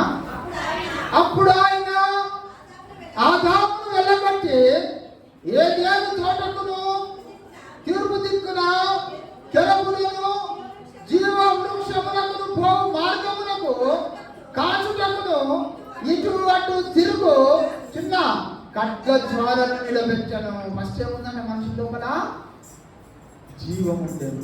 ఎక్కడుంది? భూలోకములో. ఆది కాండంలో మనం చూసే మాట ఏంటిది? జీవ వృక్షమునకు అంట. ఏ వృక్షం అంట? అది జీవ వృక్షం అంట. ఎక్కడ ఉండేదంట? ఏదేను తోటలో. మరి ఏదేను తోటలో ఉన్న జీవ వృక్షం మళ్ళీ ఎక్కడికి పోయింది? ఎందుకు పోయింది? పరలోకం కదా. ఎందుకు పోయింది పరలోకం? భూమి మీద ఉన్న జీవవృక్ష ఫలము పరలోకానికి ఎందుకు వెళ్ళింది అంటే ఆదాము చేసిన పాపమును బట్టి. ఎక్కడికి పోయింది? పరలోకానికి పోయింది. పరలోకానికి పోయిన జీవవృక్ష ఫలము మళ్ళీ దేవుడు స్వయంగా మనిషి రూపముగా ఈ లోకానికి ఎందుకు వచ్చాడంటే నీవు నేను పాపములో నివసిస్తున్నాం కాబట్టి మనలోనికి ఏం కావాలంట? జీవము కలగడానికి కొరకు పరలోకం నుండి దిగి వచ్చిన జీవాహారము నేనే. మళ్ళీ ఎక్కడికి వచ్చింది జీవాహారము? ఫస్ట్ భూమిలో ఉంది. భూమిలో నుండి పరలోకానికి వెళ్ళింది. పరలోకానికి ఎందుకు వెళ్ళిందంటే ఆదాము వాళ్ళు చేసిన పాపాన్ని బట్టి మళ్ళీ ఎక్కడికి వెళ్ళింది? పరలోకానికి వెళ్ళింది. మళ్ళా మనుషుడు అందరూ భూమి మీద పాపం చేస్తున్నారు కాబట్టి వాళ్ళకు జీవము కలగాలంటాడు. మళ్ళీ పరలోకం నుంచి మళ్ళీ దేవుడు ఎంత కృపగలిగిన వాడు ఒకసారి ఆలోచించాను. ఒక మనుషుని కొరకు దేవుడు ఇంత ఆలోచిస్తున్నాడు. ఆదాము అవ్వకు జీవాన్ని ఇచ్చాడు. ఆ జీవము వాళ్ళు పోగొట్టుకున్నారు. వాళ్ళు పోగొట్టుకుని లోకంలో పాపము చేసి అంతగుణంగా జీవించారు వాళ్ళు. కాబట్టి బిడ్డలందరూ కూడా వాళ్ళే పాపములో ఆదాము పాపములో పడిపోయారు, పాపములో జీవిస్తున్నారు. మళ్ళీ ఏమనుకున్నాడంట, అయ్యా నా పిల్లలు అలా నశించుకోవడం నాకు ఇష్టము లేదు, వాళ్ళకి మళ్ళీ జీవం కావాలి. ఏం కావాలంటే వాళ్ళకి జీవం కావాలి. కాబట్టి నేనేం చేయాలి, నేనే ఇప్పుడు ఏం చేస్తాను, జీవవృక్ష ఫలం కాదు, నేనే జీవాహారంగా ఏం చేస్తాను, వాళ్ళ మధ్యలోనికి వెళ్తాను. ఎవరైనా వస్తారు, ఒకసారి ఆలోచించండి. మన జీవితం పిల్లరా, దేవుడు ఎంత ప్రేమిస్తున్నాడు. అసలు మనం దేవుడిని ఎంత ప్రేమిస్తున్నాం. దేవుడు నీ కొరకు జీవాహారాన్ని గ్రహించి పరలోకము జీవము దయచేసి ఆ జీవము ఇచ్చిన వాడై ఉండి జీవాన్ని నీ లోపల దయచేసిన దేవుడు ఆ జీవానికి నీ లోపల కలిగిన తర్వాత నిన్ను కూడా జీవవృక్ష ఫలములకు హక్కు గలవారిగా చేయాలనుకున్నాడంట. ఏం గలవారిగా? హక్కు. ఇది నాది, మా అయ్య సంపాదించినాడు. ఎప్పుడంటావు? అది మీ అయ్యది అయితేనే కదా. ఎప్పుడు అనగలవు? ఇది మా అమ్మ మా అయ్యని ఎప్పుడు అనగలవు? ఆస్తిని మా అయ్య మా అమ్మ సంపాదించి ఎప్పుడంటే ధైర్యం అంటే వీళ్ళు నా నాన్న మా అమ్మ కాబట్టి ఇది నాది అంటావు. ఎప్పుడంటే వాళ్ళకి పుట్టినప్పుడే నువ్వు. మరి నువ్వు ఇప్పుడు దేవునికి పుట్టావు కదా, ఆయన రక్తంలో కడగబడ్డావు, పరిశుద్ధపరచబడ్డావు, జీవం కలిగావు, ప్రవేశించావు, దేవుని మందిరంలోకి వచ్చావు కదా. ఆ జీవవృక్ష ఫలములకు హక్కు కలగవారి అయినప్పుడు అది నాది అని చెప్పలేవా? పరలోకము నాది అని అనలేవా? ఆ పరలోకంలో నివసిస్తానని అనలేవా? ఎందుకు అనలేవానంటే నీ లోపల ఇంకేమున్నాయి? ఏమున్నాయి? ఏమున్నాయి? ఏమున్నాయి కదా? ఏమున్నాయి? 22 అంటాడు. ఏమంటాడు? జాతిహీన ద్రాక్ష వలి వలి ఎట్లా భ్రష్ట సంతానమైతే. ఏమయ్యా ఉంటాం మనము? భ్రష్ట సంతానం కదా. చాలా మంది ఏమంటారంటే ఈ లోకంలో దేవుడే కదా, దేవుడు మరి నన్ను మంచిగా పుట్టించవచ్చు కదా, నన్ను ఈ లోకంలో మంచిగా ఉన్నత స్థాయిలో నిలబెట్టవచ్చు కదా అంటానే. మీకు ఇంకొక విషయం తెలుసో తెలియదో, దేవుడు ఒక మనిషిలో ఆత్మను పెట్టడానికి మాత్రమే కానీ ఆ ఆత్మను దేవుడు ఇస్తాడు. కానీ ఆ ఆత్మ మనిషిలోకి పోవడానికి అనంట సాతాను యొక్క కారాగారంలో తయారైపోయింది. తెలుసా? సాతాను అధిపతి వాటి ఆత్మను. అది ఒక రోజు చెప్పుకున్నాం దైవ చిత్తం అయితే. అసలు సాతానుడు ఎందుకు మన ఆత్మలో ఆయన ఎందుకు అడిగాడు తెలుసా?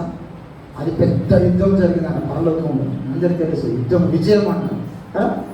ఇప్పుడు జీవము కలిగించిన జీవనం గురించి మాట్లాడతాను కాబట్టి ఆ జీవాహారమును నేనే కాబట్టి ఏమన్నాడు? ఇంకా ఆ కింది కాలంలో చూస్తే 52వ వచనంలో చూసినట్టయితే యూదులు ఈయన తన శరీరమును ఎలాగ తిననీయగలరని ఒకరితో ఒకడు వాదించిరి. కావున యేసు ఇట్లనెను, మీరు మనుష్య కుమారుని శరీరము తిని ఆయన రక్తమును తాగితేనే కానీ మీలో మీరు జీవము కలవారు కాదు. ఏం కావాలంట? ఆయన శరీరము తిని ఆయన రక్తము త్రాగాలంట. ఇంకొక విషయం, చాలామంది ఎలా అంటే ఏదో వచ్చింది కదా తీసుకొని తినేస్తాను. నేను ఎక్కడనంటే మన చంద్రాని గుట్టలో అనుకుంటాను, ఒక సాక్ష్యం విన్నాను. చంద్రాని గుట్టలో ఒక అతను సంఘ పెద్ద విశ్వాసి ఏమయ్యారంట? కొట్లాడుకున్నారంట. ఎవరు? సంఘ పెద్ద విశ్వాసి. కొట్లాడుకున్నారు కాబట్టి బల్ల ఎవరు చేయాలి? సంఘ పెద్దనే చేయాలి. కాబట్టి ఆయన మనసు అనుకున్నంత వీడు చేసిన వల్ల నేను ఎందుకు తినాలి? ఎవరు చేసిర్రు? మనుషుడు చేసిర్రు కదా. దశరథుడు కాదు, అక్కడ సంఘ పెద్ద అనుకొని అనడం అంటే వీడు చేసిన బల్లని ఎందుకు తినాలని ఆ బల్ల తీసుకొని నోట్లో పెట్టుకున్నాడంట. పెట్టుకున్నాక ఇప్పుడు ఇక్కడ మన పక్కకుంటే దాడు ఉంటుంది కదా, ఆ పక్క పెట్టుకున్నాడంట. రక్తం రాగానే నోట్లో తాగినంట. విజ్ఞాపన చేసేవాడు లేచిపోయి బయట అక్కడికక్కడ రక్తం కక్కుని చచ్చిపోయాడు. తెలుసా? మరి మనుషుడు చేసింది అయితే మరి ఎందుకు చచ్చిపోయాడు ఆయన? మనుషుడు చేసింది అయితే ఆయన ఎందుకు అది ముంచిన వెంటనే పడి చనిపోయాడు? చెప్పండి. ఎప్పుడైనా ఒకటి గమనించాలి, మన శరీరంలో రక్తంలో చేస్తున్నప్పుడు నీ లోపల ఒక భయం ఉండాలి. ఏంటంటే అయ్యా ఇది నువ్వు ఇస్తున్న ఏం ఆహారం? ఇది జీవాహారం కదా. నీళ్లను ద్రాక్షరసముగా మార్చిన దేవుడు ఈ శరీరమును రక్తమును ఆయన పరిశుద్ధముగా మార్చలేదా? అందుకని దేవుడు అంటాడు, అనాలోచనగా ఎప్పుడు కూడా మీరు చెయ్యి ఏకంటే శాపానికి పాత్రయితారంటాడు కదా. ఎవడైనా తనను తాను విమోచించకుండా చేయి వేస్తే ఏమైతాడంట? వాడు శాపగ్రస్తులు అవుతారు. అందుకని మీ లోపల అనేకులు నిద్రిస్తున్నారు, అనేకులు చచ్చిపోతున్నారు. కారణం ఎందుకో తెలుసా? నువ్వు బల్ల తీసుకున్న కూడా నా చచ్చిన శివంలాగానే ఉన్నావు. కాబట్టి దేవుడు నీ లోపలికి జీవాన్ని కలగజేసి, ఆ గొప్ప దేవుడు పరలోకములో భూలోకములో ఉన్న జీవవృక్ష ఫలములను పరలోకం ఇచ్చి మన పరలోకం నుండి దిగి మళ్ళీ ఎక్కడికి వచ్చిండు? భూలోకానికి వచ్చిండు. ఎవరి కొరకు? మనందరి కొరకు పరలోకానికి వచ్చి. అంటే దేవుని యొక్క జీవితం ఎలా ఉందని అంటే, నిన్ను ఈ లోకంలో ఒక మంచి ఉన్నత స్థాయిలో నిలబెట్టాలని దేవుడే అనేక మార్లు భూలోకానికి పరలోకానికి తిరుగుతున్నాడు. కానీ నీవు మాత్రము నీ లోపలికి జీవాన్ని మాత్రము కలగజేసుకోవడం లేదు. ఎంత ప్రేమించి ఉంటే ఆయన నీ కొరకు ప్రాణం ఇచ్చి ఉంటాడు. ఎంత నీ కొరకు ఆయన ప్రేమ కలిగి ఉంటే, ఎంత నీ కొరకు ప్రేమను కలిగించిన వాడిగా ఉంటే కదా, నీ లోపల ఎంత ప్రేమను చూపిస్తే జీవాహారముని ఆయన అన్నాడు. జీవాహారాన్ని నీలే అన్నాడు ఆయన. ఆ జీవాహారాన్ని లోకానికి ఇవ్వడానికి దేవుడు నిన్ను అంతగా ప్రేమించి ఏం చేశాడంట? తిరిగి తన శరీరానికి మళ్ళీ ఏం చేశాడంట? జీవముగా మార్చి, రక్తాన్ని జీవముగా మార్చి నీకు జీవము కలిగించడానికి కొరకు మళ్ళొక్కసారి అందిస్తే, ఆ శరీరము రక్తము నీవు అనాలోచనగా చేస్తూ దేవుని ఎదుట జీవ ఫలము కలిగిన వాడిగా నువ్వు జీవించడం లేదు. దేవుని ఎదుట ఒకవేళ దేవుడు నిజంగా నన్ను ఎంత ప్రేమిస్తున్నాడు అని ఒకవేళ అనుకున్నాడు అనుకోండి, ఎలా చూపించగలరు కదా? దేవుడు అడిగాడు అనుకోండి, నన్ను ఎంత ప్రేమిస్తున్నాడు కదా. ఒక చిన్న ఎగ్జాంపుల్ చెప్తాను. ఒక ప్రాంతంలో ఒక రాజు అంట, ఒక దేశాన్ని ఏలే రాజు ఏమనుకున్నాడంట, నా పిల్లలను, నా ప్రజలను నేను పాలిస్తున్నా కాబట్టి వీళ్ళకి ఎలాంటి కొలువ లేకుండా నేను ఏం చేయాలి? వీళ్ళను చూసుకోవాలి. వాళ్ళకి బట్టలు ఇచ్చిందంట, 3 పూటల భోజనం పెట్టాడంట, ఉండడానికి ఇల్లు కట్టించాడంట, కట్టుకోవడానికి చెప్పు, వేసుకోవడానికి చెప్పులు సమస్తం దయచేసాడంట రాజు. చేసి ఆ రాజ్యంలో సుఖ సంతోషాలతో జీవిస్తున్నప్పుడంట ఈ రాజ్యం అనుకున్నాడంటే ఏమనంటే, మంత్రి పిలిచాడంట. మంత్రి, మనం ఈ ప్రజలకు ఇంత మంచిగా చేస్తున్నాం కదా, వీళ్ళందరూ ఇంత మంచిగా, వాళ్ళకి ఏ లోటు లేకుండా నేను ఏం చేస్తున్నా, వాళ్ళకి అన్నీ ఇస్తున్నాను కదా, ఒకవేళ మీరు నన్ను ఎంత ప్రేమిస్తున్నారని వీళ్ళకి ఒక పరీక్ష నేను ఎలా పెట్టాలని అడిగాడంట. ఎవరు? రాజు మంత్రిని అడిగినంట. ఏమని? వీళ్ళని ఇంత మంచిగా చూసుకుంటున్నాను కదా, ఇంత బాగా చూసుకుంటున్నాను కదా, వీళ్ళు నన్ను ఎంత ప్రేమిస్తున్నారు అని నేను వాళ్ళని చూడాలి అని. ఎవరికి వచ్చింది కోరిక? రాజుకు వచ్చింది. ఎలా చేస్తే బాగుంటుంది చెప్పండి. మీరు ఒక చిన్న ఎగ్జాంపుల్ చెప్పండి, ఎలా చేస్తే బాగుంటుంది. నా ఉంది, నేను చెప్తాను, మీరు చెప్పండి. ఆ రాజు వాళ్ళని ఎంత ప్రేమిస్తున్నాడో చూడాలనుకున్నప్పుడు వాళ్ళందరూ ఏం చేస్తే వాళ్ళ ప్రేమ కనబడుతుంది వాళ్ళ రాజుకు? మీరు ఒక ఎగ్జాంపుల్ చెప్పండి, ఏం చేస్తే కనబడుతుంది? రాజు స్నానం చేపిస్తే కనబడుతుందా? ఆయన బట్టలు ఇస్తే కనబడుతుందా? ఆయన వాళ్ళ ప్రేమ? కొన్ని రాజులు పల్లకి మోసుకొని చేస్తే కనబడుతుందా? కొంతమంది నలుగురే మోస్తారు, స్నానం చేపిస్తే ఒకరిద్దరు చేపిస్తారు, బట్టలు ఒకరిద్దరు ఉతుకుతారు కదా. ఒకసారి ఏమైందంటే 2002 సంవత్సరంలో మాకు చిలుకూరులో బాబు బ్రదర్ అని సేవకుడు వచ్చాడు. ఆ బ్రదర్కి మేము నిజంగా చెప్తున్నాను, ఈరోజు నేను సేవకుని కానీ సేవకుని కాకముందు చెప్తున్నాను. ఆయన చర్చికి వచ్చిందంటే ఆయన కూర్చోడానికి కార్పెట్ వేసి ఆయన బట్టలు ఉతికి ఇస్త్రీ చేసి తీసుకొచ్చి వస్తా సడన్ పెట్టి చిన్న మరక పట్టింది అనుకో, ఏం చెప్తుంది తెలుసా? కావలసుకొని ఏం చేసినట్ట ఆ మరకను చూసినట్టుండే కొంచెం పైన అనుకోని అనుకో, నాకు తెలుసు బ్రదర్ మీరు మంచి ఉతికి ఇస్త్రీ చేసి పెట్టింది, కానీ ఈ బ్రదర్ మురికి కనబడాలని కావాలని ఇచ్చింది బ్రదర్ అనుకుంటే. పాపం అదేదో కొంచెం అనుకుంటాడు. ఆయన బండి కడుగుతుంటుంది, బండి తాళం వేసి మోసుకొస్తుంటుంది, ఆయన బట్టలు ఉతికి, నిజం చెప్తున్నాను, చెప్పులు కడిగి వచ్చినాను నేను. ఇప్పుడే నేను ఊరికి అలాంటి సేవకుని కాలేదు. నేను మీరు అనుకోవచ్చు, బ్రదర్ మీరు ఏం చేశారంటారు? సంఘంలో అన్నీ చేసిన నేను. సంఘము ఆ బండలు ఉండేది కాదు, ముంగట సాంపేసి ముగ్గు కూడా చేసిన చిక్కుడు చెట్టు. మీరు అడగాలి, సాక్ష్యం ఉంటుంది. చర్చి 7 సంవత్సరాలు ఉన్న చర్చిలో నేను. ఎన్ని సంవత్సరాలు? 7 సంవత్సరాలు. ఆ తర్వాత ఎవరు? ప్రభుదాస్ బ్రదర్ వచ్చింది మా దగ్గరికి. ఆయన కూడా సేవలో ఆయన వచ్చిందంటే సండే మీటింగ్, శనివారం నైట్ మీటింగ్ అయిందంటే ఎక్కడ ఉంటారు బ్రదరు? మళ్ళీ తెల్లారు ఏముంటుంది? ఆరాధన. ఎక్కడికి? ఇంటికి వెళ్ళాడు. కాబట్టి వచ్చాక బట్టలు తీసేసి ఆయన స్నానం చేసుకోవడానికి నీళ్లు, సబ్బు, వాటర్ అన్నీ పెట్టి ఆ ఇచ్చిన బట్టలు ఉతికి ఇస్త్రీ చేసి పెట్టేవాళ్ళని నేను పెట్టిననే. అంత వేసిన కూడా ఆయన ఏమంటున్నానంటే, ఎంత వేసి తిట్టావు అడిగేవాడు. నేను కావాలని చేసి బ్రదర్ నాకు తెలుసా. అది ఎక్కడెక్కడో తిరిగేసి వచ్చి పంక్చర్ అయితే బండి ఇంటికి రాదు, ఏడికి చర్చి కాడికి రాగానే పంక్చర్ కాదు, నాకు తెలిసి మాత్రం కాట ఉంచింది దానికి అని చెప్తుంది. కాబట్టి ఇప్పుడు కూడా ఆ రాజుకు వీళ్ళు ఎలా ప్రయత్నిస్తున్నారు కనబడాలి. మీరు చెప్పండి, నేను చెప్పాను అంత చేసే ఉండగా కనబడలేదు ప్రేమ.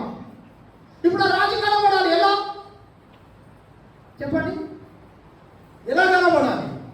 మంత్రి అన్నాడు ఏమని, రాజానికి ఒక మంచి ప్లాన్ ఇస్తా, వీళ్ళందరూ నేను ఎంత ప్రేమిస్తున్నారో కనబడాలంటే ఒకటే ఒక అవకాశం ఉంది, ఇంకా ఏది లేదు అని చెప్తే, చెప్పు మంత్రి ఏది అని అంటే, ఏమి లేదు నాయన, రేపు ఉదయాన ఏం చేస్తావు, రేపు ఉదయాన ఒక పని, ఈ యొక్క నగరానికి ఎంతమంది ఉన్నారో అంతమంది పడతారో పెద్ద కుండలు పెట్టుకోవాలంట. ఏంటిది? పెద్ద కుండలు పెట్టేసి ఏం చేస్తామని అంటే, అందులో అందరినీ ఏం తీసుకురమ్మను, పాలు తీసుకొచ్చి పోయమని చెప్పానంట. ఏం పోయమన్నాడంట? పాలు పోయమన్నాడంట. సాయంత్రం డబ్బు స్టార్టింగ్ చేశారు, మొత్తం రాజ్యం అంతా స్టార్టింగ్ చేశారంట. రేపు ఉదయం 6 గంటల నుంచి సాయంత్రం 6 గంటల వరకు రాజనగరంలో ఏం చేయాలి, ఉన్న ప్రజలందరూ కూడా రాత్రి పాలు తీసుకొచ్చి పాలు పోయాలనుకోని అనగానే అందరూ బయలుదేరాలంట. మొత్తం లైన్ కట్టిరంట. మొత్తం ఇక ఏం చేస్తారు, అందరు లైన్ కట్టి తీసుకున్నారు, కుండలు, బిద్దలు, చెంబులు, గ్లాసులు అన్ని తీసుకున్నారంట.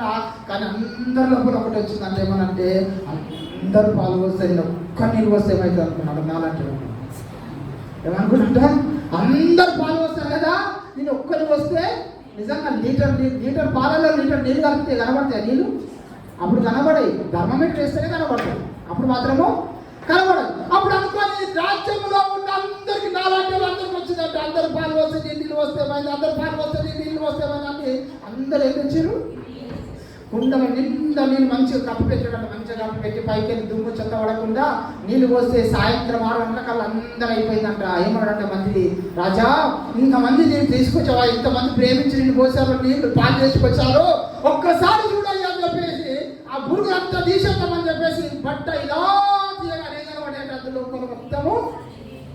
మొత్తం నీళ్ళే కనబడాయంట. అప్పుడు అనుకున్నాడంటే ఏమని, విద్య మీకు తినడానికి కూడా తిండి, కనుక్కోవడానికి బట్టలు, వేసుకోవడానికి చెప్పులు, ఉండడానికి ఇల్లు నీకు చేసుకున్నాడు అనుకోండి, ఏమైనా పరిస్థితి అంత ప్రేమించారు అనమాట. మనని కూడా ఇంకా దేవుడు అడిగాడు అనుకోండి. ఇజ్రాయేల్ ప్రజలకి 40 సంవత్సరాలు ఏం కాలేదంట, బట్టలు వాసిపోలేదు, చెప్పులు అరిగిపోలేదు, చెమట పట్టలేదు, వాసన కొట్టలేదు, ఏమి కాలేదు. కానీ నేనుకున్న పరవశాల గారి బిరకాయలే గుర్తుకొచ్చింది. చెప్పులు అరిగిపోలేదు, బట్టలు వాసిపోలేదు కదా. ఇంకొకసారి ఆలోచించండి, 40 సంవత్సరాల వయసు వాళ్ళకేనంటే 5 సంవత్సరాల పిల్లోడికి ఇస్తున్నాడు అనుకుందాం. 40 సంవత్సరాలు అంటే వాడు ఎంత అవుతాడు? మరి చెప్పులు ఎక్కడికి వెళ్ళి వచ్చినాయి, వాళ్ళకి బట్టలు ఎక్కడికి వెళ్ళి వచ్చినాయి? ఆలోచించలే ఎప్పుడన్నా? వాడు పెరిగిన బతికి ఏం పెరిగినాయి? నువ్వు ఇప్పుడు తెచ్చుకునే చెప్పులు 6 నెలలు కూడా సరిగ్గా రావు. ఏమి రావు? 6 నెలలు కూడా రావు. వాడు పెరిగిన బతికే చెప్పులు పెరిగినాయి, వాడు పెరిగిన బతికే వస్త్రాలు పెరిగినాయి. ఇంత ప్రేమించి ఇంత కలగ చేసిన దేవుడు అంత దయచేస్తే దేవుడి కొరకు ఏం చేస్తున్నావు కదా? ఒకసారి ఆలోచించండి. నీవు నేను దేవుడి కొరకు ఏం చేస్తున్నావు? ఒకవేళ నిజంగా దేవుడు వచ్చి అడిగాడు అనుకోండి, నా కొరకు నువ్వు ఏం చేస్తున్నావు అని అడిగాడు అనుకోండి, ఏం చెప్తావు దేవుడికి? ప్రభువా నేను నీతిగా లేనంటావా, పరిశుద్ధంగా లేనంటావా, నీలో ప్రవేశించలేదు ప్రభు అంటావా, నీ లోపల జీవం నా లోపల జీవం లేదని చెప్పుకుంటావా? ఏం చెప్పుకుంటావు దేవుడి దగ్గర?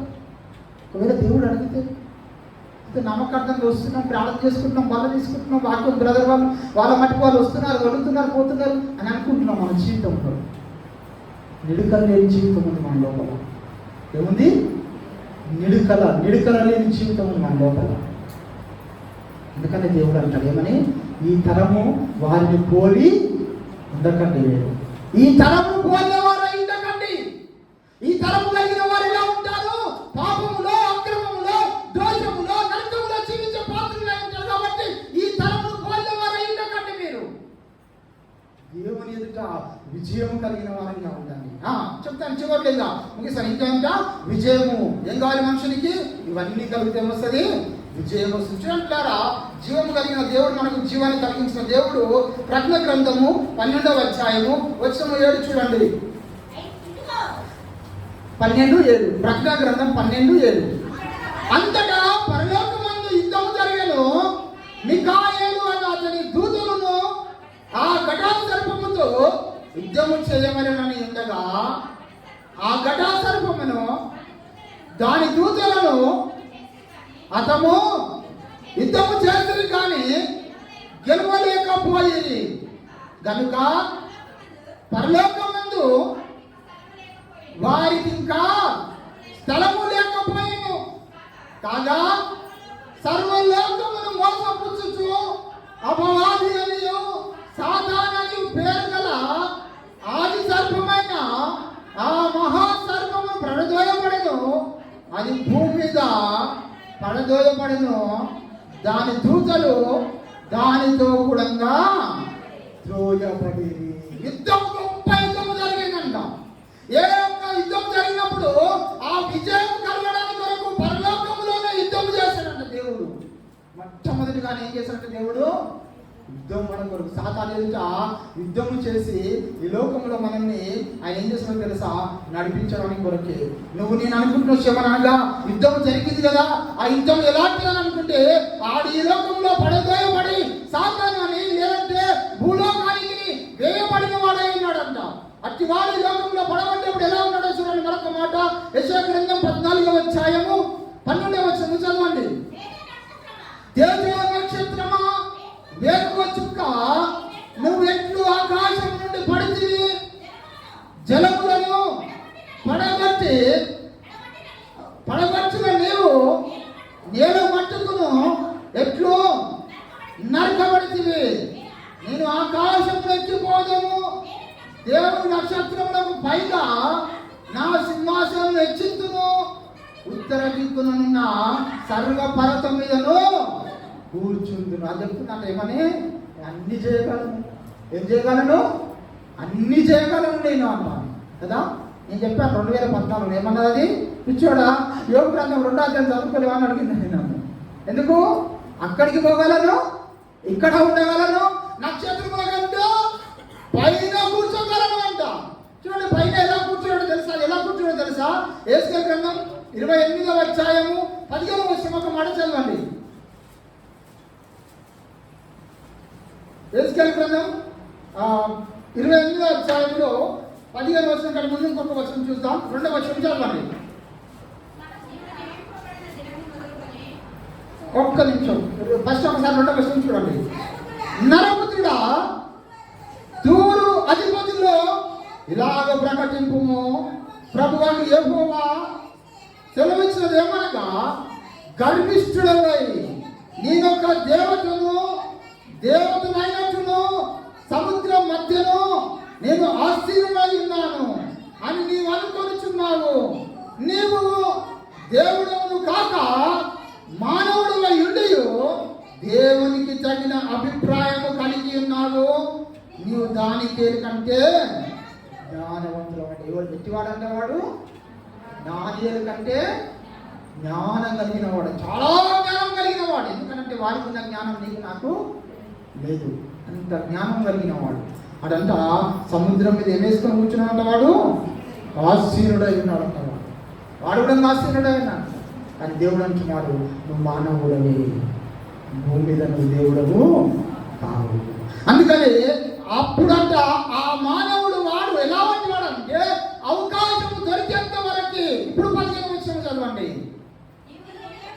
నీవు నియమింపబడిన దినమున మొదలుకొని పాపము నీ యందు కనబడి వరకును ప్రవర్తన విషయంలో నువ్వు యథార్థముగా నుంచివి. అయితే నీకు కలిగిన విస్తారమైన వర్తకము చేత లోపల అన్యాయమును పెంచుకొని పాపము చేయించి వచ్చితివి గనక దేవుని పర్వతం మీద నీ ఉండకుండా నేను నిన్ను అపవిత్రపరిచితిని.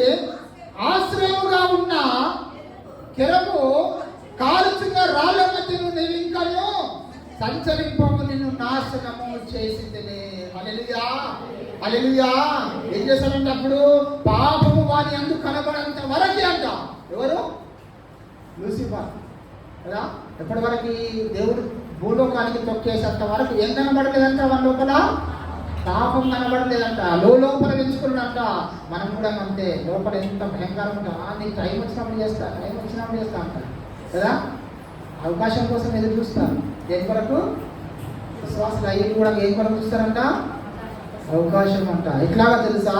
నీ అంతు విస్తారమైన వరకము చేత లోపల నీవు అన్యాయము పెంచుకొని పాపము చేయించు వచ్చి కనుక దేవుని పర్వతం మీద నీవు ఉండకుండా నేను నిన్ను అపవిత్ర పరిస్థితిని యథార్థవంతుడిగా కనబడతారంట. పైకి అబ్బా ఎంత యథార్థంగా ఉంటారో, ఏమి తెలియనట్టుగా కనబడతారంట కొంతమంది విశ్వాసాలు.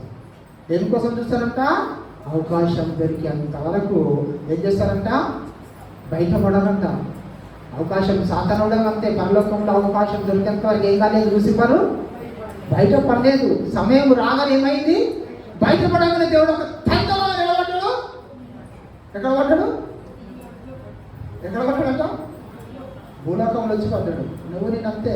దేవుని దగ్గర నేను కనబడతాను లోపల వెతుకుంటాడు. సమయం వస్తుంది, దేవుడు ఒక తమ్ముడు అన్నట్టు ఎడబడతావు.